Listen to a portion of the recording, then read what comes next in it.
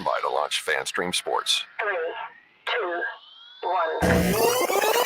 1. Let's start. Hello, sports fans. Welcome to FanStream Sports. Nothing but pure sports. This is the JP Show. JP, it's so good to hear you back on the air. Stand by. Now, here's JP. All right, good morning and welcome in on this Friday, the first day of July. It's hotter than hell outside. We got the 4th of July weekend coming up. Hope you guys got a bunch of patriotic plans for the weekend. Or maybe it's just, we won't go there. Good morning. Welcome in. This is the JP Peterson Show, brought to you by the law offices of Christopher Palermo. Nick Geddes from Outkick.com. Still there, right? For the next 2 nights, yeah. You want to make an announcement? Well, I'll just announce that as of tomorrow, it'll be my last day at Outkick, ending my nearly year run there. So moving on to other things, and I'll announce that when we come back, not this week, but the following week. Yeah, we're going to take the week off next week. We're putting together little specials for you, some of our best interviews in next week. So just stop in and check it out during your holiday plans. If something big happens, we will do a show. If, for instance, something big happens with the Rays or something then huge, I will jump on and do a show. So be prepared. But we're planning on taking the week off next week. I don't have any big plans to go away. Traveling is it's tough these days. Yeah, planned a trip and I canceled a trip right away. Did you really? Well, I bought a house. Yeah, and I'm that'll happen. planning a wedding. Yeah, so money's kind of. Yeah, it didn't really make sense. A little tight. It didn't make sense to go do a little summer trip. I tell you what, though, I am a sucker for patriotism, big time. I love 4th of July. I'm going to watch a lot of patriotic movies, and I'm a sucker for it. I love it. I love the USA. I love our country. Don't really love where it's at right now, but we've gone through these things before, and if we pay attention to the Constitution, which I think many people don't really care for anymore, it served us well, and we need to stick to what has served us well. And I'll try not to get on a political rant as we start the show. We got lots to talk about. We have so many things to get to. Nick Paul has just signed a 7-year deal with a AAV of about, $3 million? You just saw the particulars, right? Yeah, $3.15 million a year for 7 years. Yeah, so I set up the show for you real quick. Greg Allman's going to join us at 10:30 to talk about some Buccaneer position battles. He covered the Lightning as well, so we'll get a little thoughts on that. Corey Long's going to join us, who covers the Lightning and also writes for Walter Football, big-time college football expert. I can't wait to chat with him about the USC-UCLA move to the Big Ten. What the F? Wow. Okay, well, we'll talk about that. My original thoughts are just, I'm so sad for the traditions of college football. It really is what makes college football special as a sport. The rivalries, the traditions. I understand things change as the years go by, but this is we're heading towards college football Armageddon in some ways. It's just not. I want my old college football back. I really do, and I don't know what this does. And we're going to get into a little bit more in detail, but FSU is in a very precarious position right now. They really are, and with the SEC going to 16. The Big Ten, this will be what they'll go to. Does this make 14 for them? I believe so. So 2 spots open in the Big Ten. Where are they going? Is it Clemson and Miami? Is it Miami and FSU? Is it Miami or FSU and Clemson? What's going to happen with North Carolina? USF. What happens to USF now? Do they move up to the ACC if there's more defections and get into a, quote, Power 5 conference? I think that would, if Florida State and Miami both defect, then I think absolutely the ACC will look to grab USF. So this could be a great chance for them. Invited Michael Kelly on today, hoping to catch up with him this morning, but we'll love to get him on, the USF AD. And by the way, congratulations to Paul Griffin, who's going into the USF Hall of Fame. We're going to try to get him on as well. So lots to get to today. The Rays lost yesterday 4-1. The offense, the Kikuchi was good last night, bro. The Kikuchi was really good. He was dealing. That was some really, really sweet Yusi Kikuchi last night. But then again, anybody with the impotent offense of your Tampa Bay Rays, with their lack of any stick whatsoever, the Kikuchi thrived last night.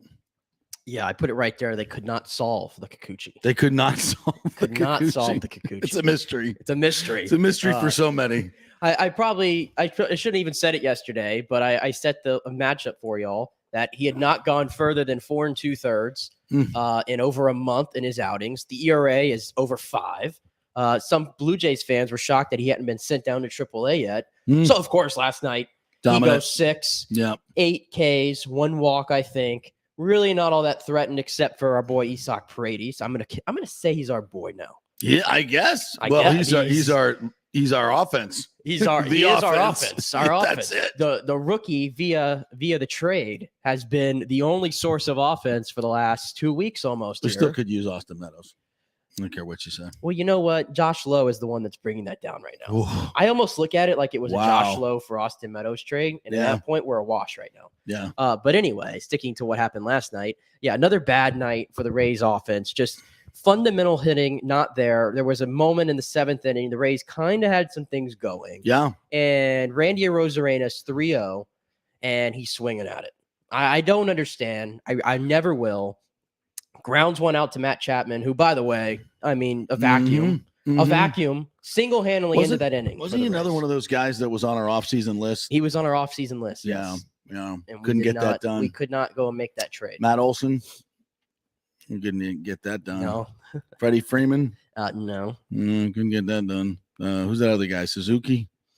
No. Yeah, it's a big fat no. Anyway, I don't want to say this, but I'm going to say it. Told you. But when they didn't make any of those things happen, I looked at this team and I said, this is 85, 88 win team. Man, it may be worse than that. They've lost, 14 of their last 23 games? That's not good. They're all, and where's the help coming from? I don't see Brandon Lau coming back anytime soon with his back injury. And even if he comes back, how good is he going to be? Streaky at best. But put up 39 bombs last year. You'd love to have him. What's going on with Wander? He's hitting the ball hard. He is hitting the ball hard. A lot of times he's been hitting it right. Yeah. Unfortunately, expectations. And I say that, and I shouldn't, because he's a rookie. He's still a rookie. And, we want him to be Fernando Tatis. People say he's going to be better than Fernando Tatis. We're just not seeing it right now. And I think a lot of it is because he has no protection in the lineup. He's not going to see any good pitches. And even Paredes now is being pitched around, and nobody can get on in front of him. It's just, I don't see where the offense is going to come from. Do you? Hey, KK's coming back. Well, Margot's on the shelf for a long time. Yeah, he's basically out of the equation for the foreseeable future. Yeah. You said Brandon Lau, streaky at best. Who would be playing? Who's playing right now because Brandon Lau is not in the lineup? The Paredes. Well, maybe, but Taylor Walls. Yeah. Taylor Walls is playing a lot of baseball right now. Taylor Walls is supposed to be a difference maker defensively, which he is, but he hasn't been consistent enough. He's made too many errors that have led to runs. Yeah. And that will he's a great defensive player. We know that will go by the wayside. He'll become more consistent. That will happen, but he's never going to be an offensive threat. And that he doesn't really have to be, but you got to be better than this. I don't expect these guys to be 40 home run guys, but you got to hit 275, get on at a 350 pace. I don't think you have to if you're playing that great of defense. I'll give you an example, which I just mentioned. I just mentioned Matt Chapman for Toronto. Whoever was calling the game yesterday, which is another story in itself. What an awful broadcast. I thought I was watching something from the 1970s, the grainy video. Like what is that? The Zapruder film? Good God. Yeah. It was so bad. A little thing in the corner of the live chat. I can live chat apparently in the game. I don't know. But anyway, after I told you he was like a vacuum in the 7th and the 8th inning, he made a point to say, Charlie Montoya doesn't care what he hits because he does stuff like that. Well, Matt Chapman, even though he doesn't hit well for average, he still has 13 home runs That's right. and almost 40 runs batted. Thank you. He still gives you at least something. Give me an RBI for God freaking sakes. Taylor Walls has had his moments this year, some heroics, but consistency lacking a lot. And again, I try to caveat everything because these guys are rookies. They're all rookies, and but this is the problem I said, is that the Rays' depth right now with the injuries, they're having like 4 or 5 rookies in the lineup at a time. And they're all bound to go through growing pains. And Taylor Walls is going through the most of them at all right now. So I mean, you said something about we're not seeing it with Wander Franco. I think since he's come back, he's barreling up the ball like he always does. He's hit a lot to center field, which is a good sign that he's hitting it to center. He's just kind of hitting it right to the center fielder. So I think he'll come around. But when you have Taylor Walls in the lineup, you're getting hardly any production out of your catching duo right now of Mejia and Pinto. I think that's a problem. If the Rays are serious about this season, and right now 40-35, 4th place in the AL East, they just slipped out of the 3rd wild card spot with this loss to Cleveland. Some teams behind them, Seattle's won 8 out of 10. They're streaking up the standings. Yep. If you're the Rays, it's like, to me, it's going to happen now or never. Like, they're going to have to really start making moves now and identifying who they can bring into this lineup and hope that you get Brandon Lau back this month at some point. Kiermaier should be back any moment now, I'm assuming. Yeah. And I know he doesn't sound like a big deal, but he's hitting at a much better clip than Brett Phillips is. Yeah. A much greater clip. And I have more faith in him at the moment. So even that should matter. So I just think the current variation of the Rays right now, it's hard to expect much. But the frustrating thing, like we said, until last night, they played 14 games in a row of decided by 2 runs or less, and they haven't been able to figure those out. You know what else about this team? It's boring. This team is horrific to watch. I couldn't watch. I was editing a video for a good friend of mine of the Rick Naif celebration of life, which we went to last week, which was tremendous. What a great man. We miss him much.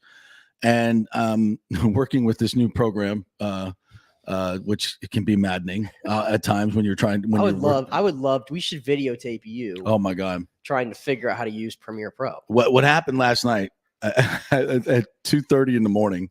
So I'm trying to get this video done. My computer crashes. Of course it did. It crashes. And I'm like, oh my God. And I had the auto save on every 5 minutes, auto save. So I'm like, I'll find it. Go into the auto save folder. Nothing there. It's the old one. It's the original sequence. And I'm like, okay, well, just learning this. 15 minutes go by, 20 minutes go by. And I'm like, you gotta be effing kidding me. This is like probably 20 hours of work. That I'm looking at going, you got to be effing kidding me. Then went on, did a little Google search, blah, blah, blah. Go look here. And imagine the relief when I found it. When it hit the timeline, I was like, oh, thank God. Because, that was a lot of trial and error work that went into that. Well, you should have reached out because I still have my PDF packet from when I learned at UCF. Oh, yes. Yeah, full instructions on how to do everything. You know what's weird about this? And if anybody's ever done any editing out there, and with anything, though, this goes to IKEA as well as we get into this. I have a really hard time with reading directions. And, maybe something against with my anti-compliant nature. But it's hard for me to put that into play. And so, but if I see a tutorial, a video, boom, I'm good. That's so much easier to do. So I'm looking at these tutorials and I'm like, the problem is the setup that they're using on the tutorial, that's not my setup. Like I don't have a button there. My button's not there because they have 15 different setups that you can go to. Right. So I'm just like, it would have been funny to put a video on me doing this, but. So you were doing this during trying to watch the Rays game as well, passing time. Yeah. So I'm like, you guys suck. I suck. This is just not a good night. I was like going to go across to the retreat and have a few pops just to get my mind clear. I know you didn't just call it a pop. Yeah. A couple of pops. You don't call it a pop? No. A couple beers. Have a couple pops. Maybe. Pops? Yeah. Not soda pop, but a couple of let's go have a couple pops. There could be beer, could be drinks. I don't know anybody that is born in this state that says that.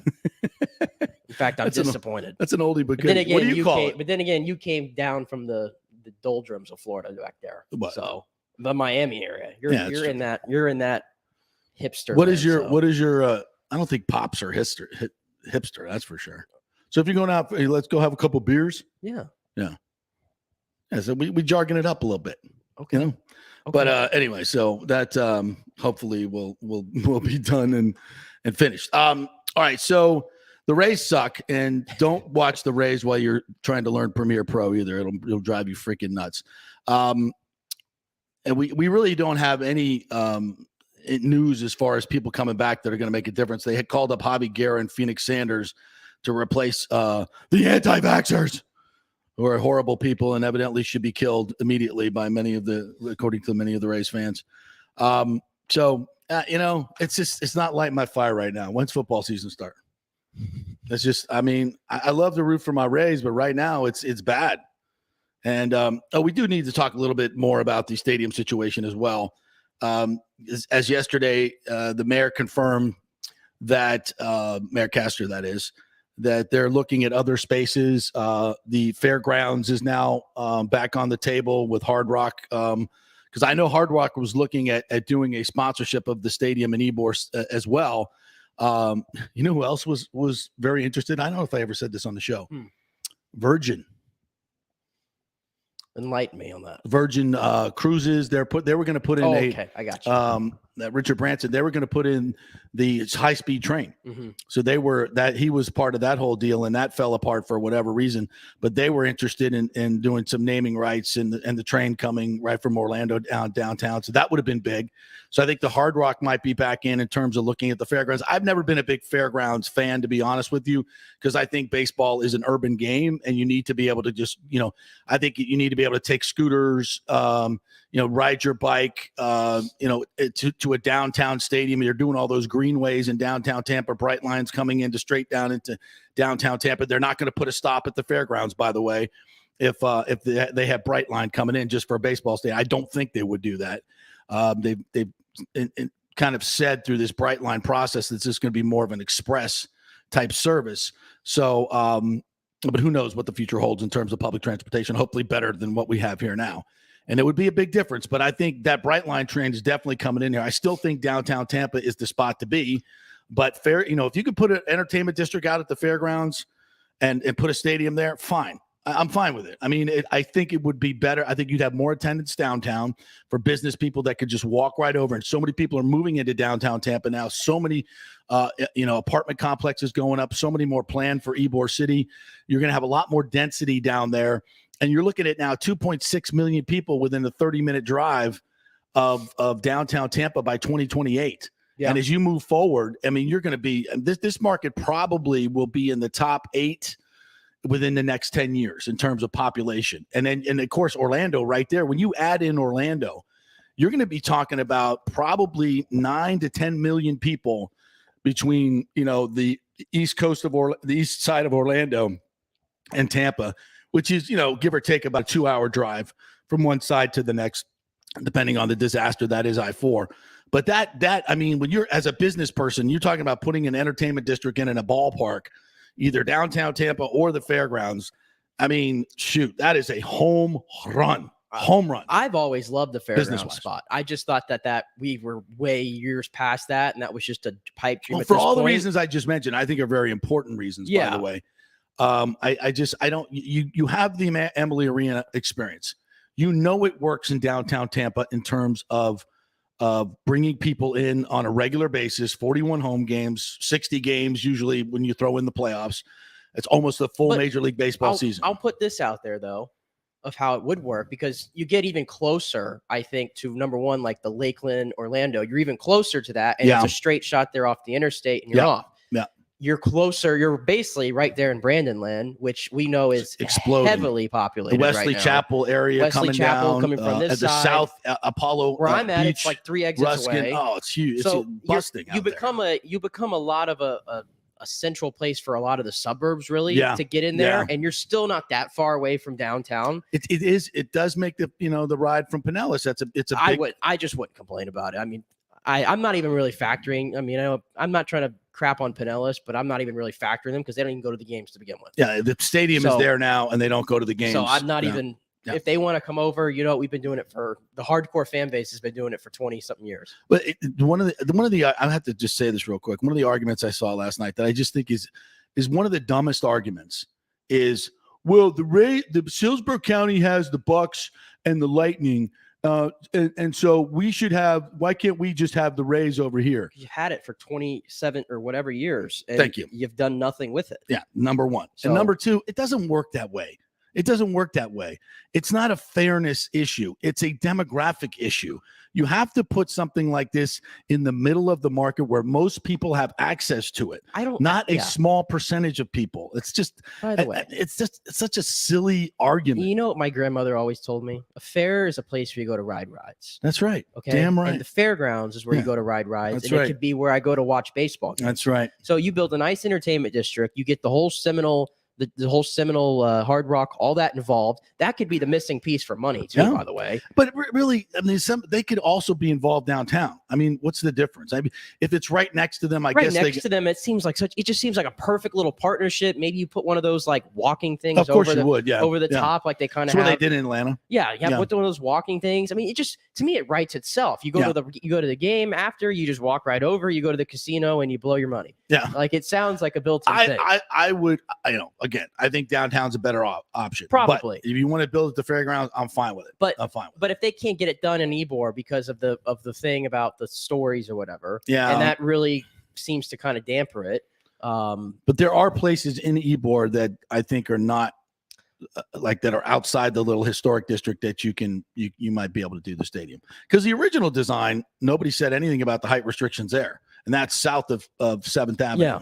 So I got I'll get some more details on that, but I think that's a thing. So the original design, which we should be playing in this year, by the way, if Stu would have ponied up, think about that. At that particular point, it was $900 million.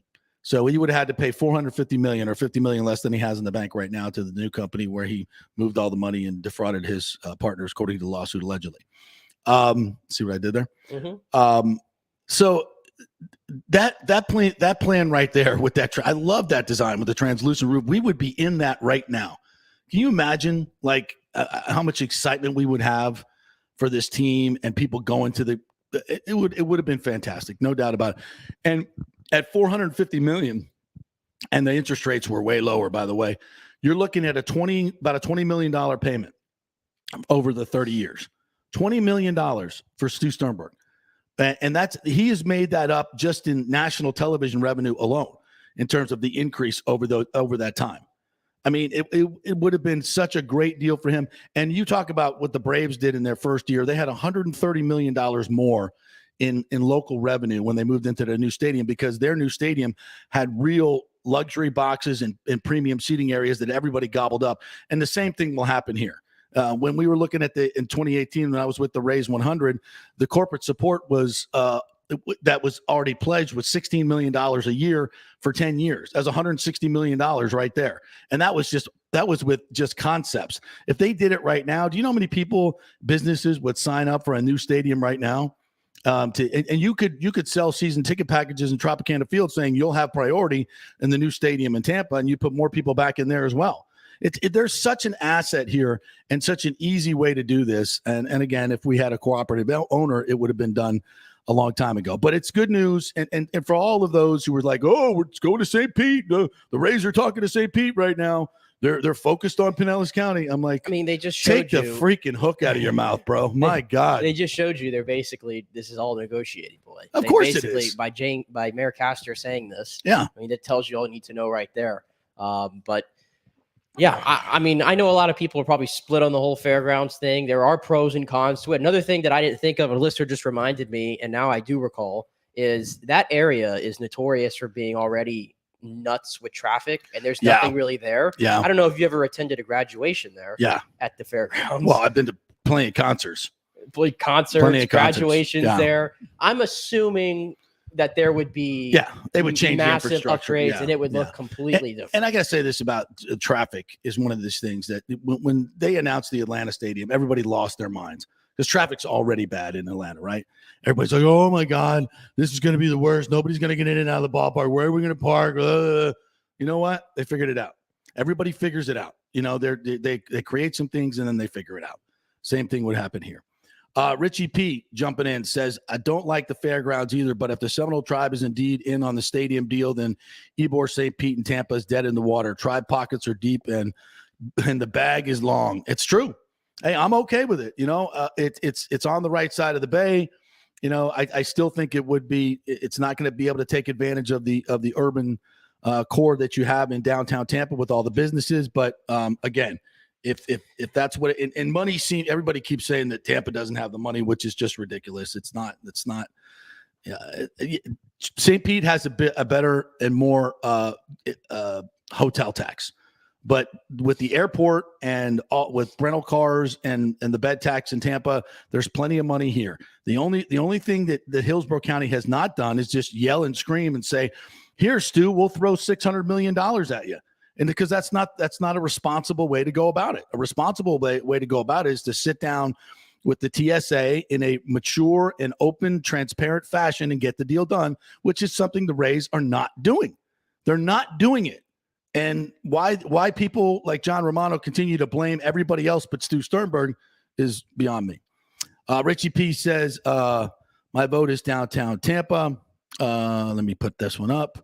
I say downtown Tampa. I mean, Ybor, I know you mean the same thing. Yeah, absolutely. By the way, you guys can chime in on the Facebook. At Facebook, go to JP Peterson, the JP Peterson Show. You can also go to YouTube and chime in there. How else can they chime in on the comment section? Not on Twitter. But we'll read your tweets. If you go to our Twitter at FanstreamJP and you comment on anything we're saying, we will read that as well because we'd love to get you guys involved in the show. All right, what else do we have to get to in the first here? We talked about Nick Paul. Oh, we didn't talk about, which, by the way, I don't want to just pass over. That's a big deal for the Lightning. He had a career high, 34 points. I thought he played really, really well in the playoffs. He looked comfortable in the top six format. He's great on the penalty kill. I love the fact that he's so big and our forecheck is bigger and better. I think he's really gonna flourish next year. I can see him as a 25-goal scorer next year, no problem. And when you look at the path, and now they're trying to trade Ryan McDonough. He's got 4 years left on a $6.75 million annual average, and he's 33. Yeah. Whew. I mean, I love Ryan McDonough. Well, and don't get me wrong, I would love to keep him, and I think they would love to keep him. But I think it's gotten to the point now where it's time for the younger guys, you know, the Chernaks and the Foots and these guys to step up.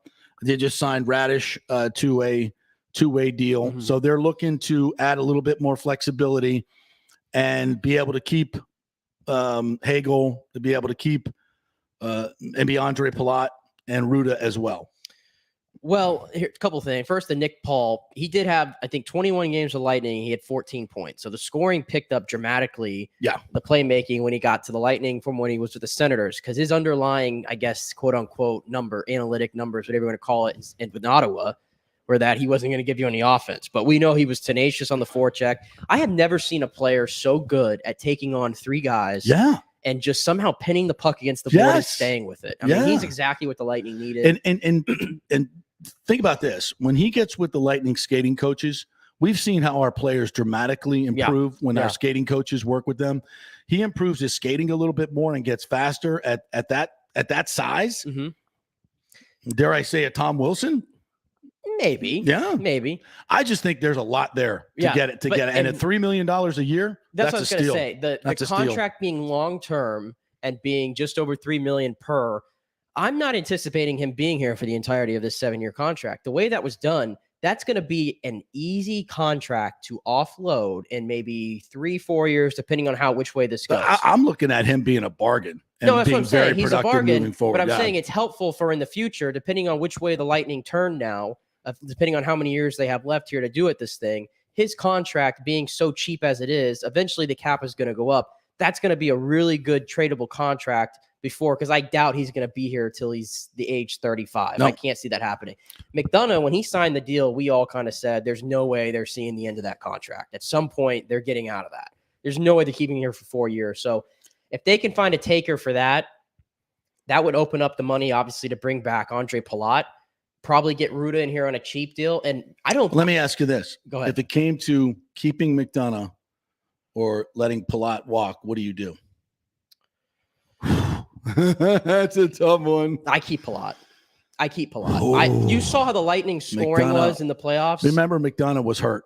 I know, and he was hurt. It hurts me to say that. Remember Cooper last year, and then we watched him in 2021. How good he was. Yes, I know. And so I don't think he's fallen off. I think that was injury related. I don't think he's falling off. He's a hell of a defenseman. He is a hell of a defenseman. He's the glue of the Lightning, in my opinion. A lot of it. Yeah. It pains me to say it because I love Ryan McDonough, but I just think Palat, the scoring he provides, can play on your top line. I think Palat's going to age better than McDonough is. I really do. 4 more years of that. I don't know. Palat is a good forward. McDonough is a excellent defenseman. At times. Yeah. It's tough. That's tough. All right, we're going to talk with Greg Auman, who covered a little bit of both, so we'll ask him that tough question as well, and we'll get his thoughts on some of the position battles that are coming up in the Buccaneers training camp, which is 3 weeks away. Holy moly! Thank God. Stay with us, Greg Auman, coming up next.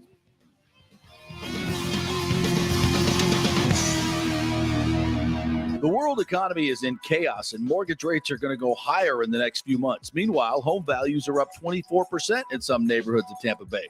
Do not miss this opportunity to refinance your home, get some much-needed cash to handle skyrocketing inflation, and fill up your car. Contact Scott Fitzgerald at American Mortgage Services. Even if you've recently refinanced, Scott can make the deal work because he charges no lender fees like the big boys do. He will also shop your loan around to dozens of lenders and get the best rates and terms. Let them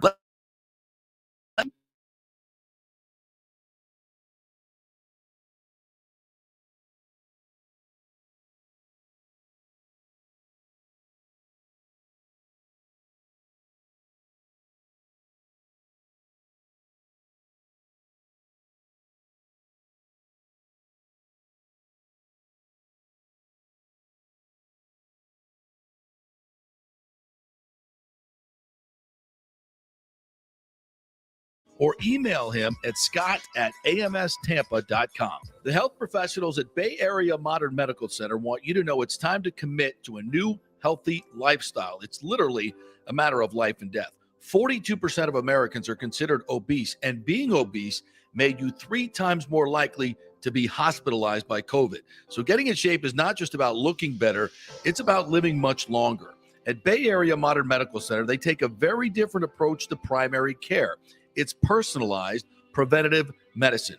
Christopher Lugo and his experienced staff are proactive in looking at your issues before they become a problem, encouraging a healthy lifestyle with proper diet, supplements, and exercise to optimize your active lifestyle, building up your immune system, not destroying it with poor nutrition and bad habits. So call for an appointment, maybe change your primary care, and get on a journey back to full health and a happy life. Call 844-977-3477 or go to BAMMC.com. Tell them JP sent you for priority scheduling.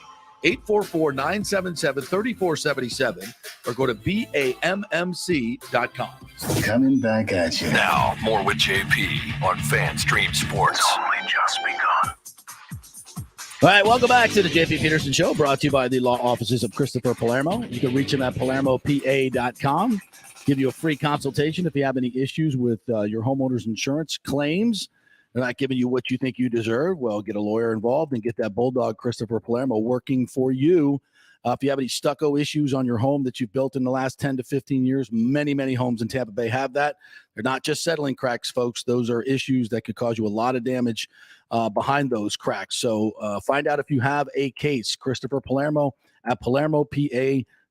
All right, I want to welcome in our good friend Greg Auman from The Athletic, covering the Buccaneers. Happy 4th of July weekend, my friend. How are you? Hey, doing well. Same to you. Hope you're doing all right. Yes. Well, you got to cover the Lightning during the run as well. And Nick Paul is signed up for another 7 years as Julien Brisebois gets right to work rebuilding this team, or trying to keep it together is probably more appropriate. What are your thoughts on Nick Paul getting that deal done? Oh, thought that was a great get. It seems like so many of these guys that they bring in as what could be rentals and kind of pushes for a playoff run end up staying long term. Yeah. Go back to McDonough. That's what he was originally. And right. whatever, 5 years later now, whatever it is he's been here. So no, I thought it was great. I thought to get him at that price for 7 years is outstanding. I think obviously he clicked really well and stepped up in the postseason. It would be tricky to see what they can do with Palat now. Yeah, it sounds like McDonough is in question as a potential trade, but they've done a really good job. Kind of much like the Bucks of being able to keep almost everybody around. I mean, they definitely had some losses last offseason. I'm sure there'll be one or two this year as well.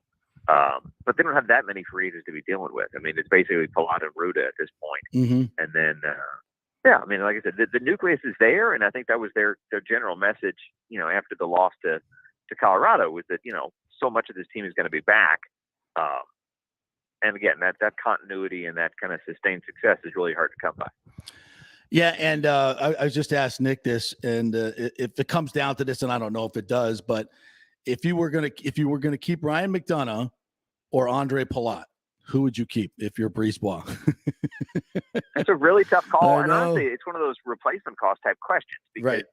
Obviously they got some young defensemen that could step up, whether it's Foot or somebody else that could step up and kind of step in for me. I mean, McDonough is such a leader. That's the other thing you have to think about, is that I think of him as one of the kind of guiding veterans on this team. And there's no shortage of guys that have been around for a long time, but he's definitely near the top of the list. Palat is such a clutch player. I mean, in terms, you think about the number of game-winning goals and playoff goals that he's had both in past runs and what they had this season. He's one of those where you'd like to see these guys be able to stay in one place their whole careers. Obviously, not everybody gets to do that, but it'll take some work to get both of them back. Probably one of those two back, one or the other. Well, it was a great run. Your thoughts on just what you saw in the playoffs up close, and then learning about all the injuries. I know every team has them, but boy, to the key players and some a lot of injuries that would keep NFL football players off the field. These guys are going out there and skating with. Just incredible what we witnessed. And they've done that in the years that they've won it all, and they certainly did it. I mean, it's one of those where you realize how much it takes to keep these guys off the ice. Across the board. I mean, it was such a litany that they laid out the other day in terms of what they'd gone through, and it just seems like a third of your roster is having surgery the week after the season ends. So yeah, I mean, the toughness was never in question. The commitment and the desire to be out there on the ice was never in question. They go through a lot, and again, to watch them, especially in the postseason, the instinct to dive in front of a flying puck is a strange thing. But again, they all have it, so it's commendable. It's amazing. So proud of this team and the run that they've been on. And obviously we're not lifting the cup this year, but it sure feels like it. I'm as proud. Echoing Stamkos's comments, I'm as proud of this team as the ones that have won, if not more so, for what they went through. So a great run, and it's not over. I mean, they are set up for many years to come. And I think it'll be interesting to see what Brisebois does in this offseason to make this team better. So we shall see. Right. Oh, yeah. And some of that this year, I mean, anytime you got game one on the road, that's not a series you're supposed to win necessarily. Right. So to see how many times they did that, this wasn't the President's Cup team. This wasn't a team that was necessarily pegged to go to the Stanley Cup Finals. So again, I know they fell short of what they ultimately wanted, and they've kind of set the bar impossibly high right now. But yeah, still a great season by all accounts. All right, so we got 3-week break until here come the Buccaneers. And first question I got to ask you, because I was just reading this article that you put up. One of my favorite actors, Cole Hauser, who plays Rip on Yellowstone, is a big Buccaneers fan, and you got a chance to talk to him. Tell me a little bit about how he became a Buccaneers fan. Yeah, really cool. It's like he had been in a couple of Bucs games and had kind of noticed it on social media, and then when the season ended, kind of reached out to his people trying to get him on the phone, and was cool enough to get him for like 15 minutes on the phone. Great guy, a big Bucs fan, and has been for a long time. Had some years where he lived in the Clearwater area as a kid. Got dragged to some Bucs games back in like 1984 when they weren't very good at all, and has stuck with them. I think he's probably a Raiders fan at heart just because he lived out there a little longer. But really likes this team, knows this team well, is talking up Godwin and Gronk and a bunch of players, has gone to games with his family. It's neat to see. You don't necessarily realize some of these Hollywood actors and the fandom they have and the teams they follow. But big Bucs fan, a big Lightning fan. I think Eric Cernak had brought him out as a guest to a Lightning game as well. So big Tampa fan. He lives on the East Coast of the state, but has kind of made Tampa a sporting home for him in terms of the teams that he likes taking his family to. So when you talked to him, was he as nasty and mean as he is on Yellowstone? he really wasn't. And it's so funny because you see him in the off season and he's got kind of a normal beard or no beard at all. And he just looks like a dad. Yeah. And then he said, it's like this 3-month buildup where I think late May was when he was leaving to go to Montana for shooting. And you kind of have to beard up. You got to, let it grow out and put the hat on and you're a whole different man. I don't know that he's necessarily Rip in real life because Rip's done a couple things that you probably wouldn't want to do. But on the nicer side, the loving fatherhood side of Rip is probably a little closer to it. Like taking people to the train station? Is that right? Is that the code? Yeah. To the train station. Yeah. Great series though. I hope to meet him at some point. I love one of my favorite actors and certainly one of my favorite shows. All right. So let's weigh in. The over-under on when Gronk comes back is at after training camp and 2 weeks before the season starts. Are you going over or under, before or after? I would say after right now. Okay. And I'll be curious. I mean, it's one of those where, Brady only lasted 40 days, so that would barely get him to the start of training camp, I think. Right. If you tried to match that. But, yeah, I mean, the day that your client reaches a decision to retire, Rosenhaus is talking about, well, yeah, in my opinion, he could very well be back this season. So I think we know the situation, and it's just a matter of, he's going to keep himself in shape. He's still posting half the videos he posts on social media are him in the weight room and him working out. So I think he's going to keep himself in good shape. It's not like he's going to let himself go and be 270 in September or something. Yeah, I can't wait to see all these guys get in here and start doing real football stuff, which will take a little while. And they've got a couple of events where they're going to be practicing against other teams, some joint practices at Tennessee. And I guess, is it the Dolphins that are coming here? Or, yeah. So the first week is the Dolphins here. Yeah. Yeah. So that's, this kind of replaces some of the game action that they lost with the third one. It's very important times. What do you see as some of the training camp battles that are most interesting to watch? Yeah, there's a bunch. And some of them are depth and some of them are starting. The best starting job that's up for grabs is probably left guard, where they have the second round draft pick, Luke Gedeke going up against Aaron Stinney, who had kind of stepped in during the playoff run 2 years ago. That'll be a good battle, and that might be one that isn't over when the season starts. If Luke isn't ready week one, I think he'll still be pushing for that job for sure. The kicking job is absolutely one that will be decided in the preseason, and every kick's going to matter there. Yeah. Whether it's Ryan Suckup, who's 35 and very proven, but probably on the way down, and somebody who's completely unproven in Jose Borregales, a guy that has looked good in practice and had a great college career, but hasn't really kicked in an NFL game. So that's two different directions you can go. I think Borregales gives you a lot more range, but you hate to think about an unproven kicker in a game that might be lost on a kick at the end or something like that. But they like both of them. It'll be a good battle there. There's a bunch of others in terms of how the defensive backs will shake out, who steps in where in the nickel, and how they use these two new safeties they got in Logan Ryan and Keanu Neal. And then, lots of backup jobs that are still up for grabs for sure. Oh, well, something that is getting a little bit of play. Bruce Arians said the other day on a podcast that the after the summer workouts that the Bucs are really, really high on this draft class, which is interesting because you do all the research, but once you get them in your building, you really start to find out who they are, what they are, and so this is good news. What do you think is driving that? You were out at a lot of the workouts. We weren't out there because it's in the morning while we're doing our show. So what's driving that, you think?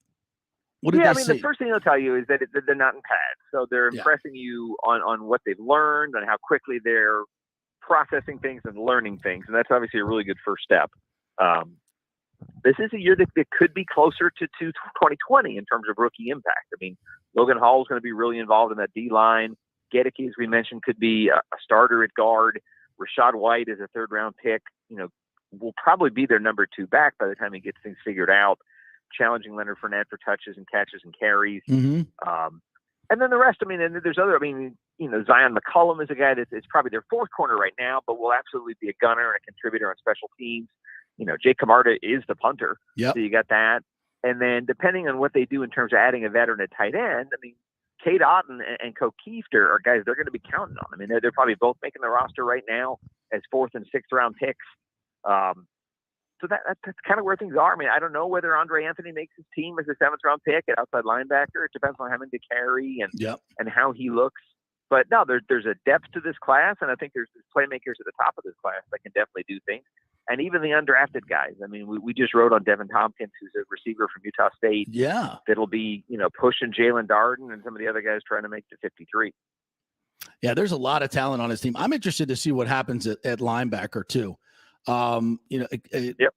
Talk a little bit about what's going on there. Obviously, Levante is getting towards the end of their career. There's no real, I don't know if there's real people waiting in the wings that we think are going to be great players, or maybe there are, what is Tryon's, what do we expect from him this year? He could be a huge breakout player.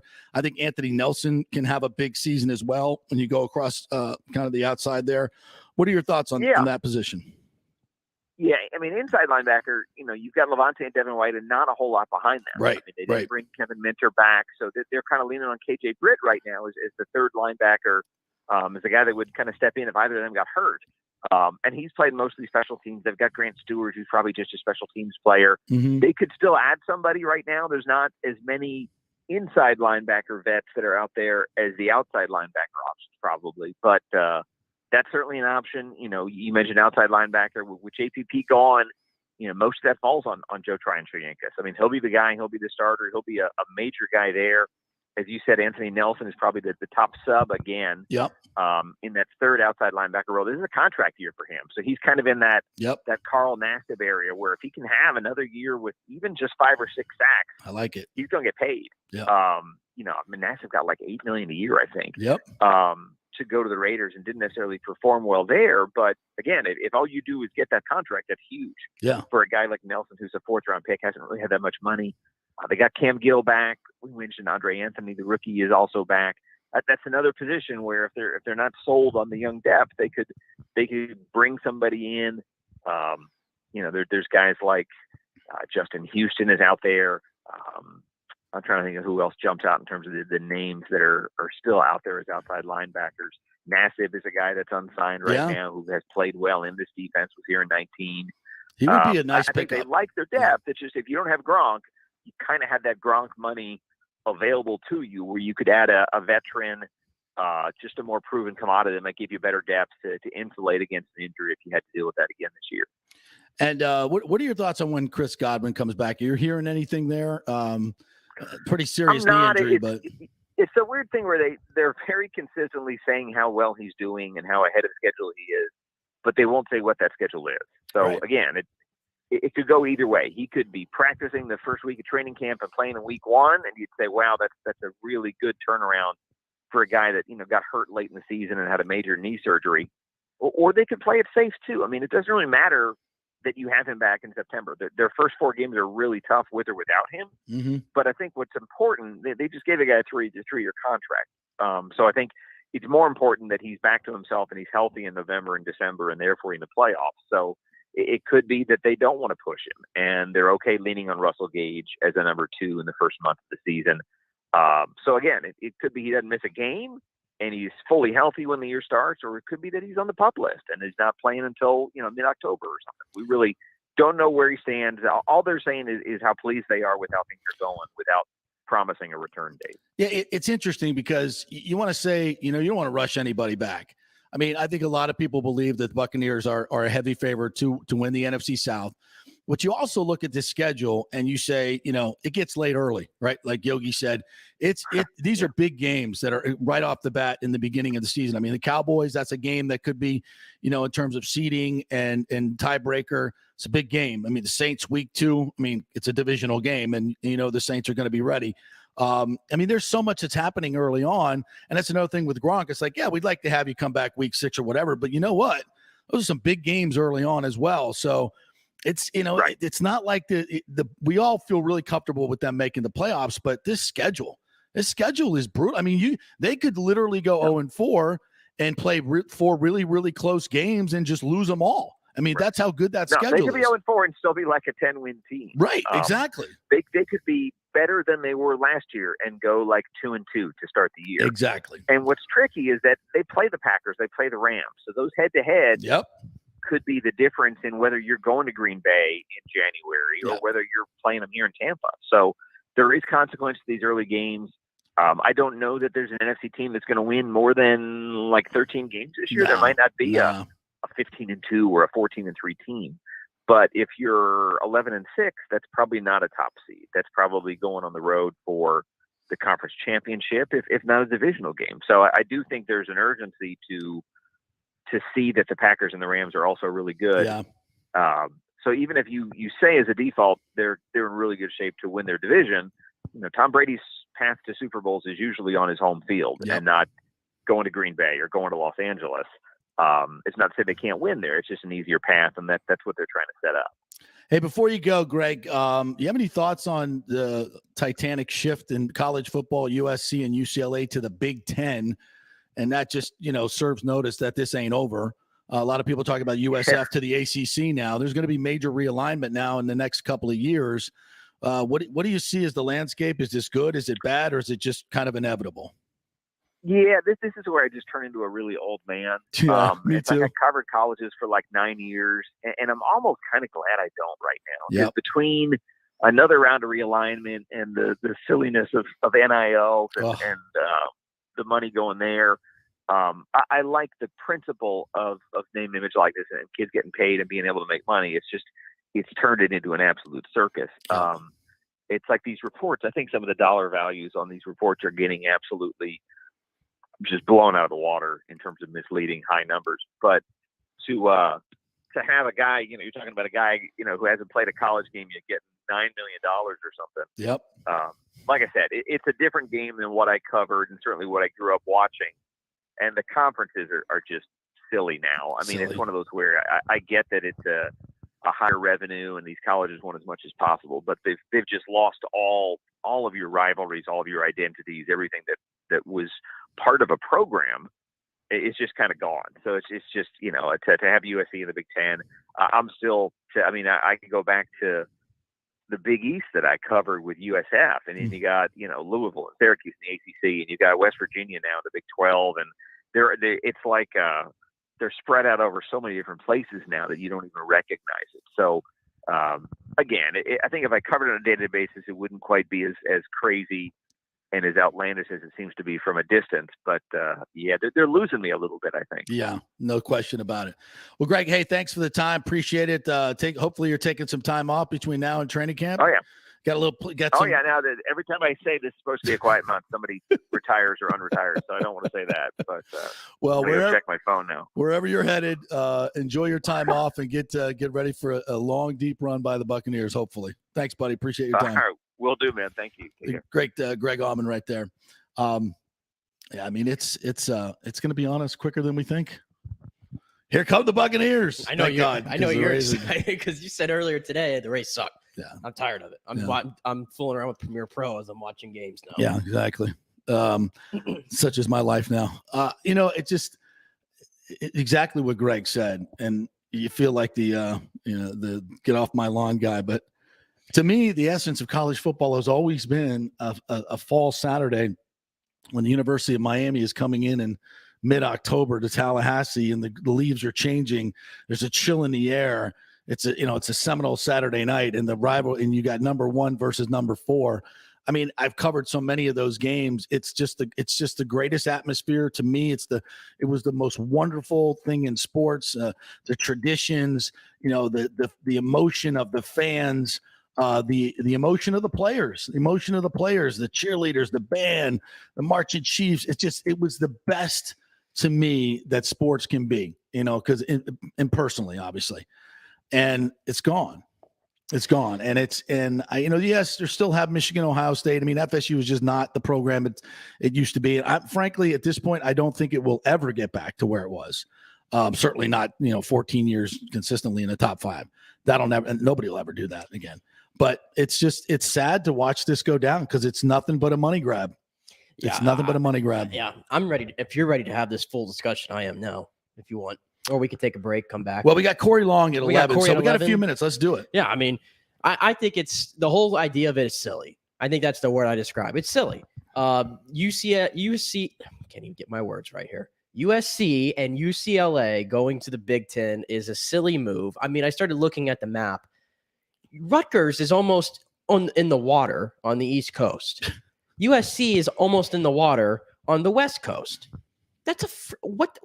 That makes no sense logistically at all. And having two teams, teams like in different time zones think about across the world. Your tennis team is going to be flying 3,000 miles to play tennis. Yeah, every sport. You're every sport's impact. Ridiculous. The cost. The TV, I'm trying to make so much sense of this minutia because that's what it is. It's so hard to wrap your head around what's going on. And Greg said it right there. I'd hate to cover college athletics right now. There's so much stuff that has nothing to do with the game, the on-field product, and so many just big words and are trying to piece it all together. Unless you took an economics class, I don't know how you understand any of it. I really don't. So I'm not going to pretend I know, but I'm listening to everybody talk about it and these TV deals. It's like TV deals are running everything now. Yeah. Everything is about TV deals and Fox acquiring this and ESPN acquiring this. I can't handle it. I know I'm not the quote unquote old man, but you're an old soul. I have an old soul at heart, and I feel I have fond memories growing up watching college football. And it's to me the most pure sport in the world because it always used to be about the game. That's it. Yeah. There was nothing else going on. Agents, this and that, TV contracts. You just played the game. College game day when you wake up, 12 o'clock, you watch the whole day. And I feel like we're losing so much of that. And the rivalries are going just completely out of there. USC, are they going to no longer they're going to play Cal? They're not going to play Oregon. Utah, they're not going to play. Washington. All these teams that we've seen them play for years and years and years. It's all gone now. And I say this too as somebody who went to UCF and is excited at the fact that they got up to the Big 12. That feels irrelevant now. Right. It feels like they almost just made a lateral move. Because now the Big 12, they're looking at it's not the Big 12 It's not the Big 12 anymore. And I know it's a glorified Conference USA. Exactly. And I know they said that they're looking now to acquire Arizona State. This is ridiculous. The next 4 teams. But that makes no sense because then now UCF is playing a team in Arizona every year or in Washington for crying out loud. This makes no sense. And college football is a farce right now. I don't understand what's going on. I really don't. And it's dangerous. And now Texas, Oklahoma, they're not staying until 2025 in the Big 12. No. There's no way that's happening. And all of this is being driven by money. And I read something last night that with these moves to these big conferences, it appears now that the SEC and the Big Ten are going to probably double in revenue from their TV deals. I'm not talking about the smaller colleges. I'm talking about the ACC and the Big 12. They're going to double in revenue. And what that basically means is we don't have a salary cap because of NIL. And now this money, double the money is going to be coming into these other programs. There's no way if you're in the ACC or the Big 12, you can compete with these other major programs. You can't. They're the Dodgers, and you're going to be the Oakland A's. Yeah. So you're talking about institutions like FSU and Clemson who have been in the forefront. They've got to get out now. They've got to get out. They have no choice. They have no choice. They have no choice. Clemson, they have to get out. The foursome there in the ACC of Clemson, Florida State, Miami, and I'll throw North Carolina in there. Yep. Those 4 teams. Even though Wake Forest has probably been better. Maybe, but North Carolina, basketball, the whole 9 yards. Absolutely. They've got to get out of the ACC. They have to. They have to. And if you're USF, everybody's excited about USF, and Matt Grothe just tweeted out something big is coming to USF, and that's why we're trying to get Michael Kelly on today. I think they're headed to the ACC. I think they are, which is great. But guess what? When you get there, it ain't going to be the ACC. It's not turning into like a big move anymore. But it's better. It's better. I just college football. What happened? Because this feels like this happened so quickly. Nick, I've been talking about this for 25 years. Well, I wasn't alive. I know you weren't. But if you've been listening to me in Tampa for the past 15 years on radio, I've been talking about this. I'm telling you that I kept saying Armageddon is coming. If you don't get a hold of this now and set up real compensation for these players. When did the Northwestern suit go forward? Was that 8 years ago? And they actually, the players won the suit. And the federal judge said, yes, you guys are essentially employees. And they could have unionized, but they were pressured into not unionizing at the time. You would think that a smart person at Northwestern or any of these grand institutions that are the Bob Bowlesbys of the world, these great commissioners would see that as we better get our shit together now and get some type of remuneration to these players so it doesn't go crazy. The NIL court case. Who the hell didn't know that was coming? I've been telling you for 20 years, there's no way.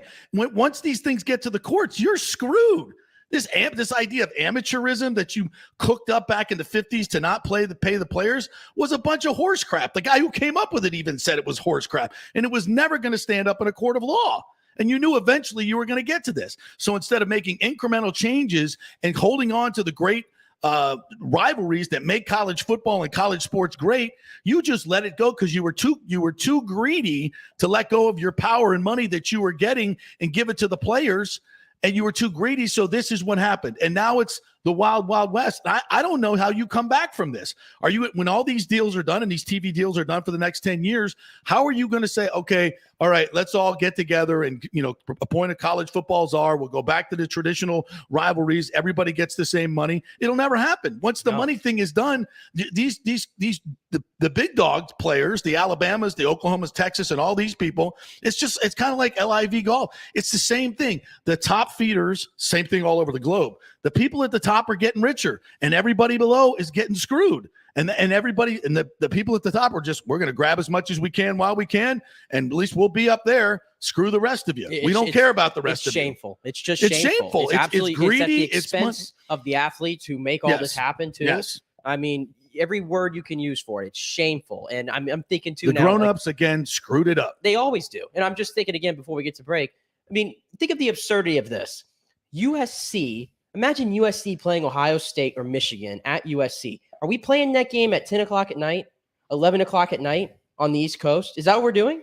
I don't want to see that game except in the Rose Bowl. I don't want to see it unless the Rose Bowl anyway. Yeah. But I'm just saying, theoretically, what are we doing with the times of these games now? I don't understand. We're going to have to start it way early. So then it's going to be during the day. There's going to be no atmosphere. I mean, the whole thing sucks. The whole thing sucks. And like you said, there's no going back from this. There's none. All right, we're going to take a break. Our man Corey Long, who covers the Lightning and covers college football for a very, very long time, has great insight into how all of this works. He'll be joining us next, so we'll be hitting all the hot topics with Corey Long coming up next. Stay with us.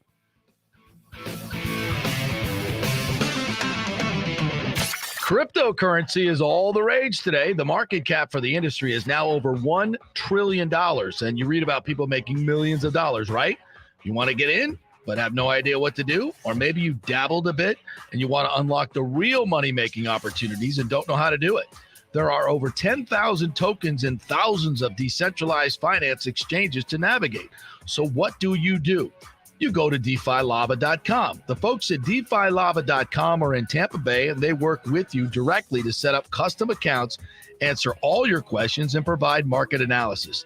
Decentralized finance and cryptocurrencies are here to stay and will change the financial markets as we know them. Get in the game.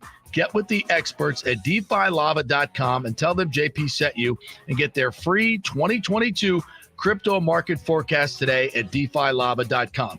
Don't get left behind, folks. Make some money at DeFiLava.com. The health professionals at Bay Area Modern Medical Center want you to know it's time to commit to a new healthy lifestyle. It's literally a matter of life and death. 42% of Americans are considered obese, and being obese made you 3 times more likely to be hospitalized by COVID. So getting in shape is not just about looking better, it's about living much longer. At Bay Area Modern Medical Center, they take a very different approach to primary care. It's personalized, preventative medicine. Christopher Lugo and his experienced staff are proactive in looking at your issues before they become a problem, encouraging a healthy lifestyle with proper diet, supplements, and exercise to optimize your active lifestyle, building up your immune system, not destroying it with poor nutrition and bad habits. So call for an appointment, maybe change your primary care, and get on a journey back to full. That would be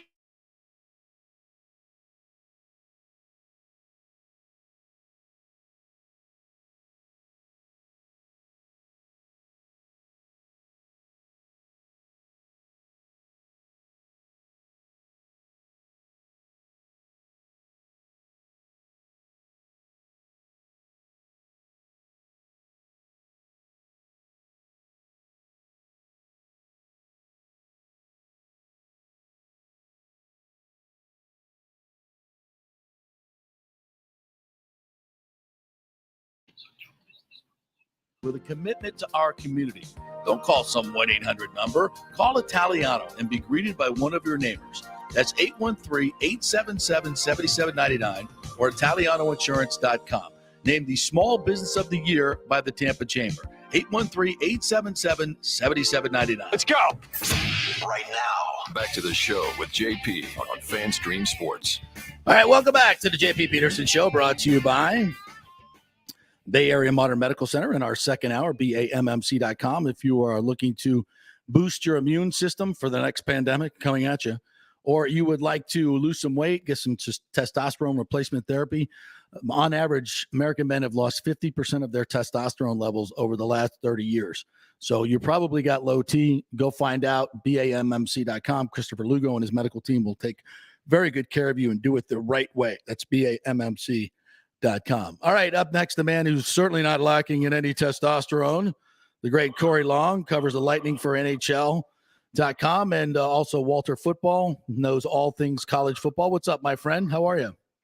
I'm knocking on wood as I approach 50 about the testosterone thing. We're still hanging on by a thread, is what we'll say. You should go get hanging on to our 35-year-old self by a thread, but it ain't gonna last forever. That's for damn sure. Where you want to go first, Lightning or this disaster that is our college football? You surprised me. I'll take on either one. When the UCLA USC thing came down, I was like, I haven't spoken to JP in a while. Dude, I'm just like,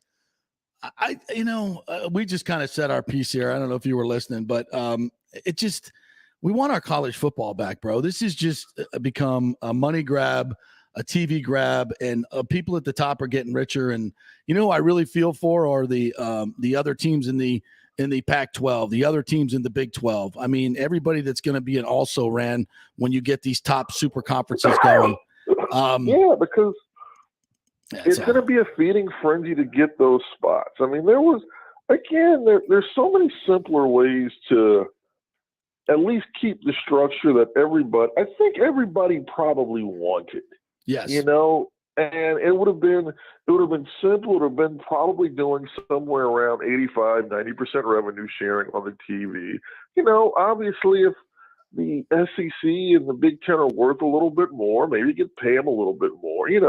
But you can't have these. USC can't.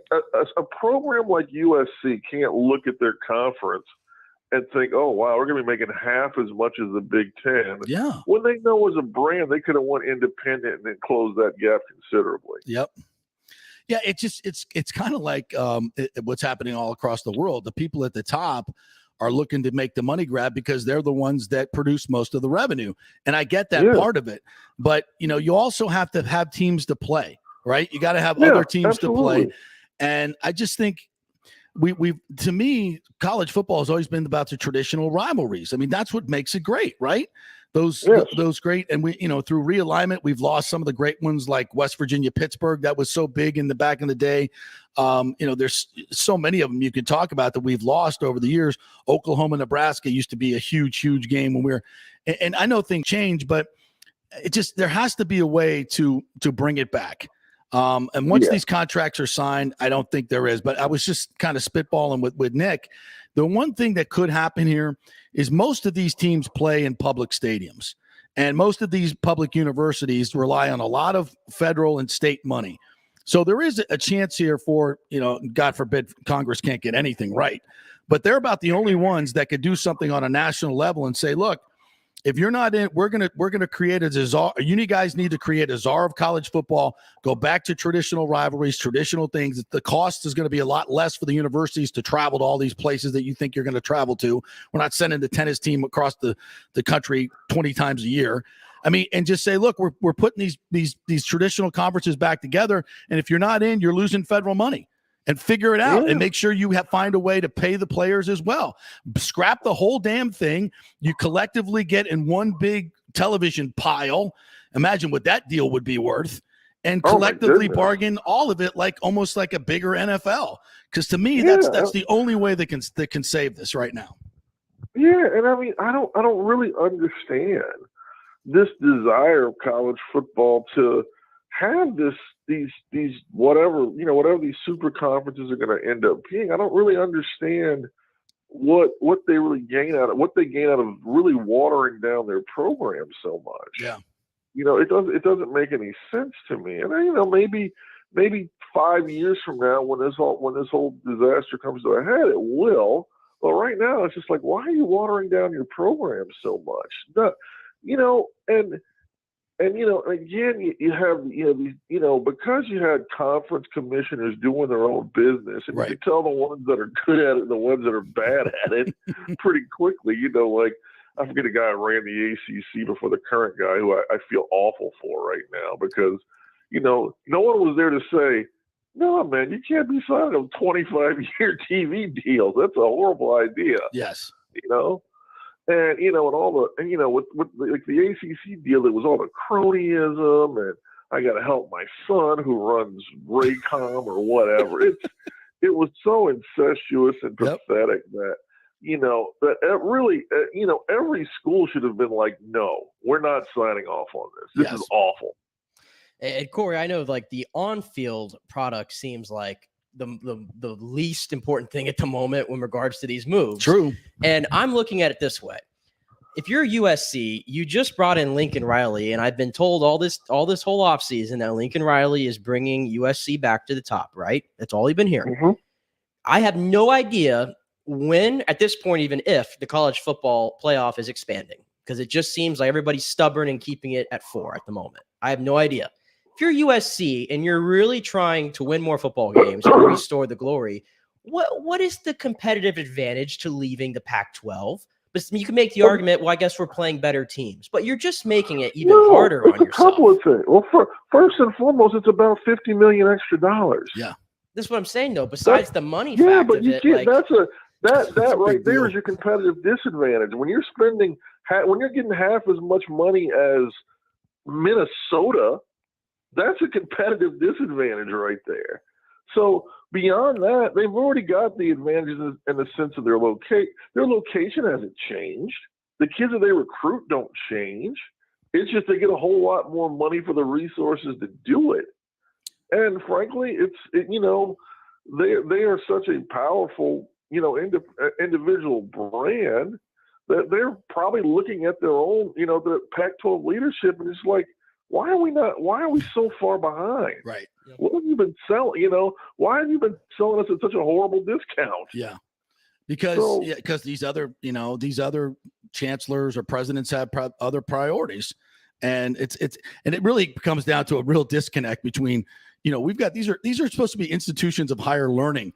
They're not supposed to be football factories, but now the tail is wagging the dog. The football teams are running the freaking universities, and it's ridiculous. And and follow me on this, because I'm asking a question and making a statement at the same time, because I know how this works.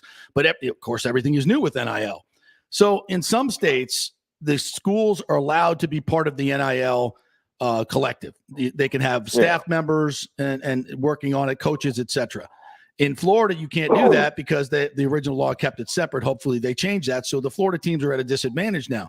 So if you got $50 million more coming into your athletic program, all right?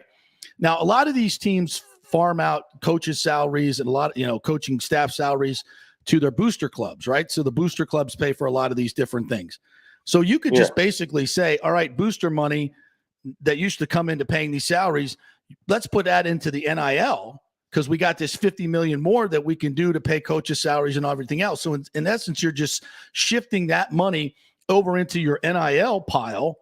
And now if you got 50 more in your NIL pile than the other conferences, it's like a salary cap in NFL where you have 50 million more than the other teams do. I know that's not perfectly. It's reallocating resources. Yes. It comes down to the simple idea that back in the day, you're a booster, I'm a booster. We give $1 million to our school, and the school decided where that money went. And that was, and they could decide, and they could decide millions of things that was going to go to coaches' salaries. This was how they were going to build new facilities. They were going to give, the construction contracts to their buddies, whatever. Once the NIL comes, you and I both look and say, we can just easily give that $1 million through, whatever, through whatever middlemen we need to the player directly. And the school's like, well, wait a second. How are we going to pay for these coaches' salaries now? Yeah, exactly. How are we going to pay for these new buildings now? Yeah. Because at the end of the day, you and I only care about the product on the field. And they're like, well, we know we can't win without good players. Right. I mean, and good coaches. Billy Napier is getting a big new building, but if he can't sign players, it doesn't matter. And there's the players that he's lost and gotten criticized over. None of them have said, "Well, man, if they had that big $100 million building, I would have signed with them." Yeah. No, so it's like you said, it's a situation where the tail is definitely wagging the dog, and it's no longer a situation of of if but when. It's like I was telling some people were concerned about like Florida State and Miami, and I'm like, guys, they're gonna get in there eventually because they need. Florida State's a revenue machine. Yep. Miami has a tremendous, also generates a tremendous amount of revenue through merch and stuff, and they'll get in there. So it's just, you got to wait. You have to wait for the ACC to dissolve, but they'll get in there because schools like Clemson and Florida, they're like, what are we doing? Yeah. So where do you think that next move is for Florida State? I'm going to zero in on them. What happens to Florida State, Clemson, Miami, North Carolina? Do they go? I mean, there's no room in the SEC right now. Do they go Big 12? I mean, I think eventually there'll be room in all of them. Yeah. There'll be room in the big. They'll both expand to the point of where they'll have to. I think they'll end up having 30 teams each, 28 teams each, and they'll have just little. They'll kind of start breaking it down a little bit more by location. Like I wouldn't be surprised, for example, if the Big Ten also took Washington, Oregon, and Stanford. Like those are the other three schools in the Pac-12, now right. Pac-10 that, are kind of the ones that you really would want. And, when that happens, ACC is going to just dissolve because there's nowhere else to go. Wow. Like merging with the Big 12 doesn't really work out anymore. I mean, outside of you get T-Boone's Pickens money and you get Kansas's basketball team, but there's not much other value there. No, they're not. So and it's just destroying these rivalries. I mean, what if Miami and Clemson were to go to the SEC and Florida State is hung out there in the wind and maybe they go to the Big 12 or maybe they get into the Big 10. And then, now FSU is playing Ohio State and Michigan instead of Florida and Miami. I want no part of that. I want no part of that. That makes even though the big game, I don't care about it. It just so it's bad for the fans. It's bad. And for the players, and Joe F brought this up, and I'll read his comment here. He said, "Do you think the product is going to be watered down due to the transfer portal too? Think of the players that switch schools 2 or 3 times and not getting the chance to develop under one coach. Absolutely, it's the basketball effect. Is guys that don't stay long. The teams aren't as they don't have the continuity, and I think the level of play certainly suffers. You agree? Yeah, I mean, I do believe that once they kind of figure this whole thing out, they will figure out. They're close to, I think, figuring out some better ideas with the portal in terms of having windows having transfer windows, which I think is far smarter than what you have now, which is just leave whenever you feel like it, and right. Just enter the portal and do your own business. If you have a couple of 25-day windows, I think they're talking about one right before Christmas, one like after spring football. That makes a lot more sense because because you just have a transfer period where it's probably going to be like European soccer, where everybody's going to jump around. Yeah. But you don't have to worry about your guy leaving in October. Because he's not he's not playing, so he's just going to leave. Go ahead. Yeah.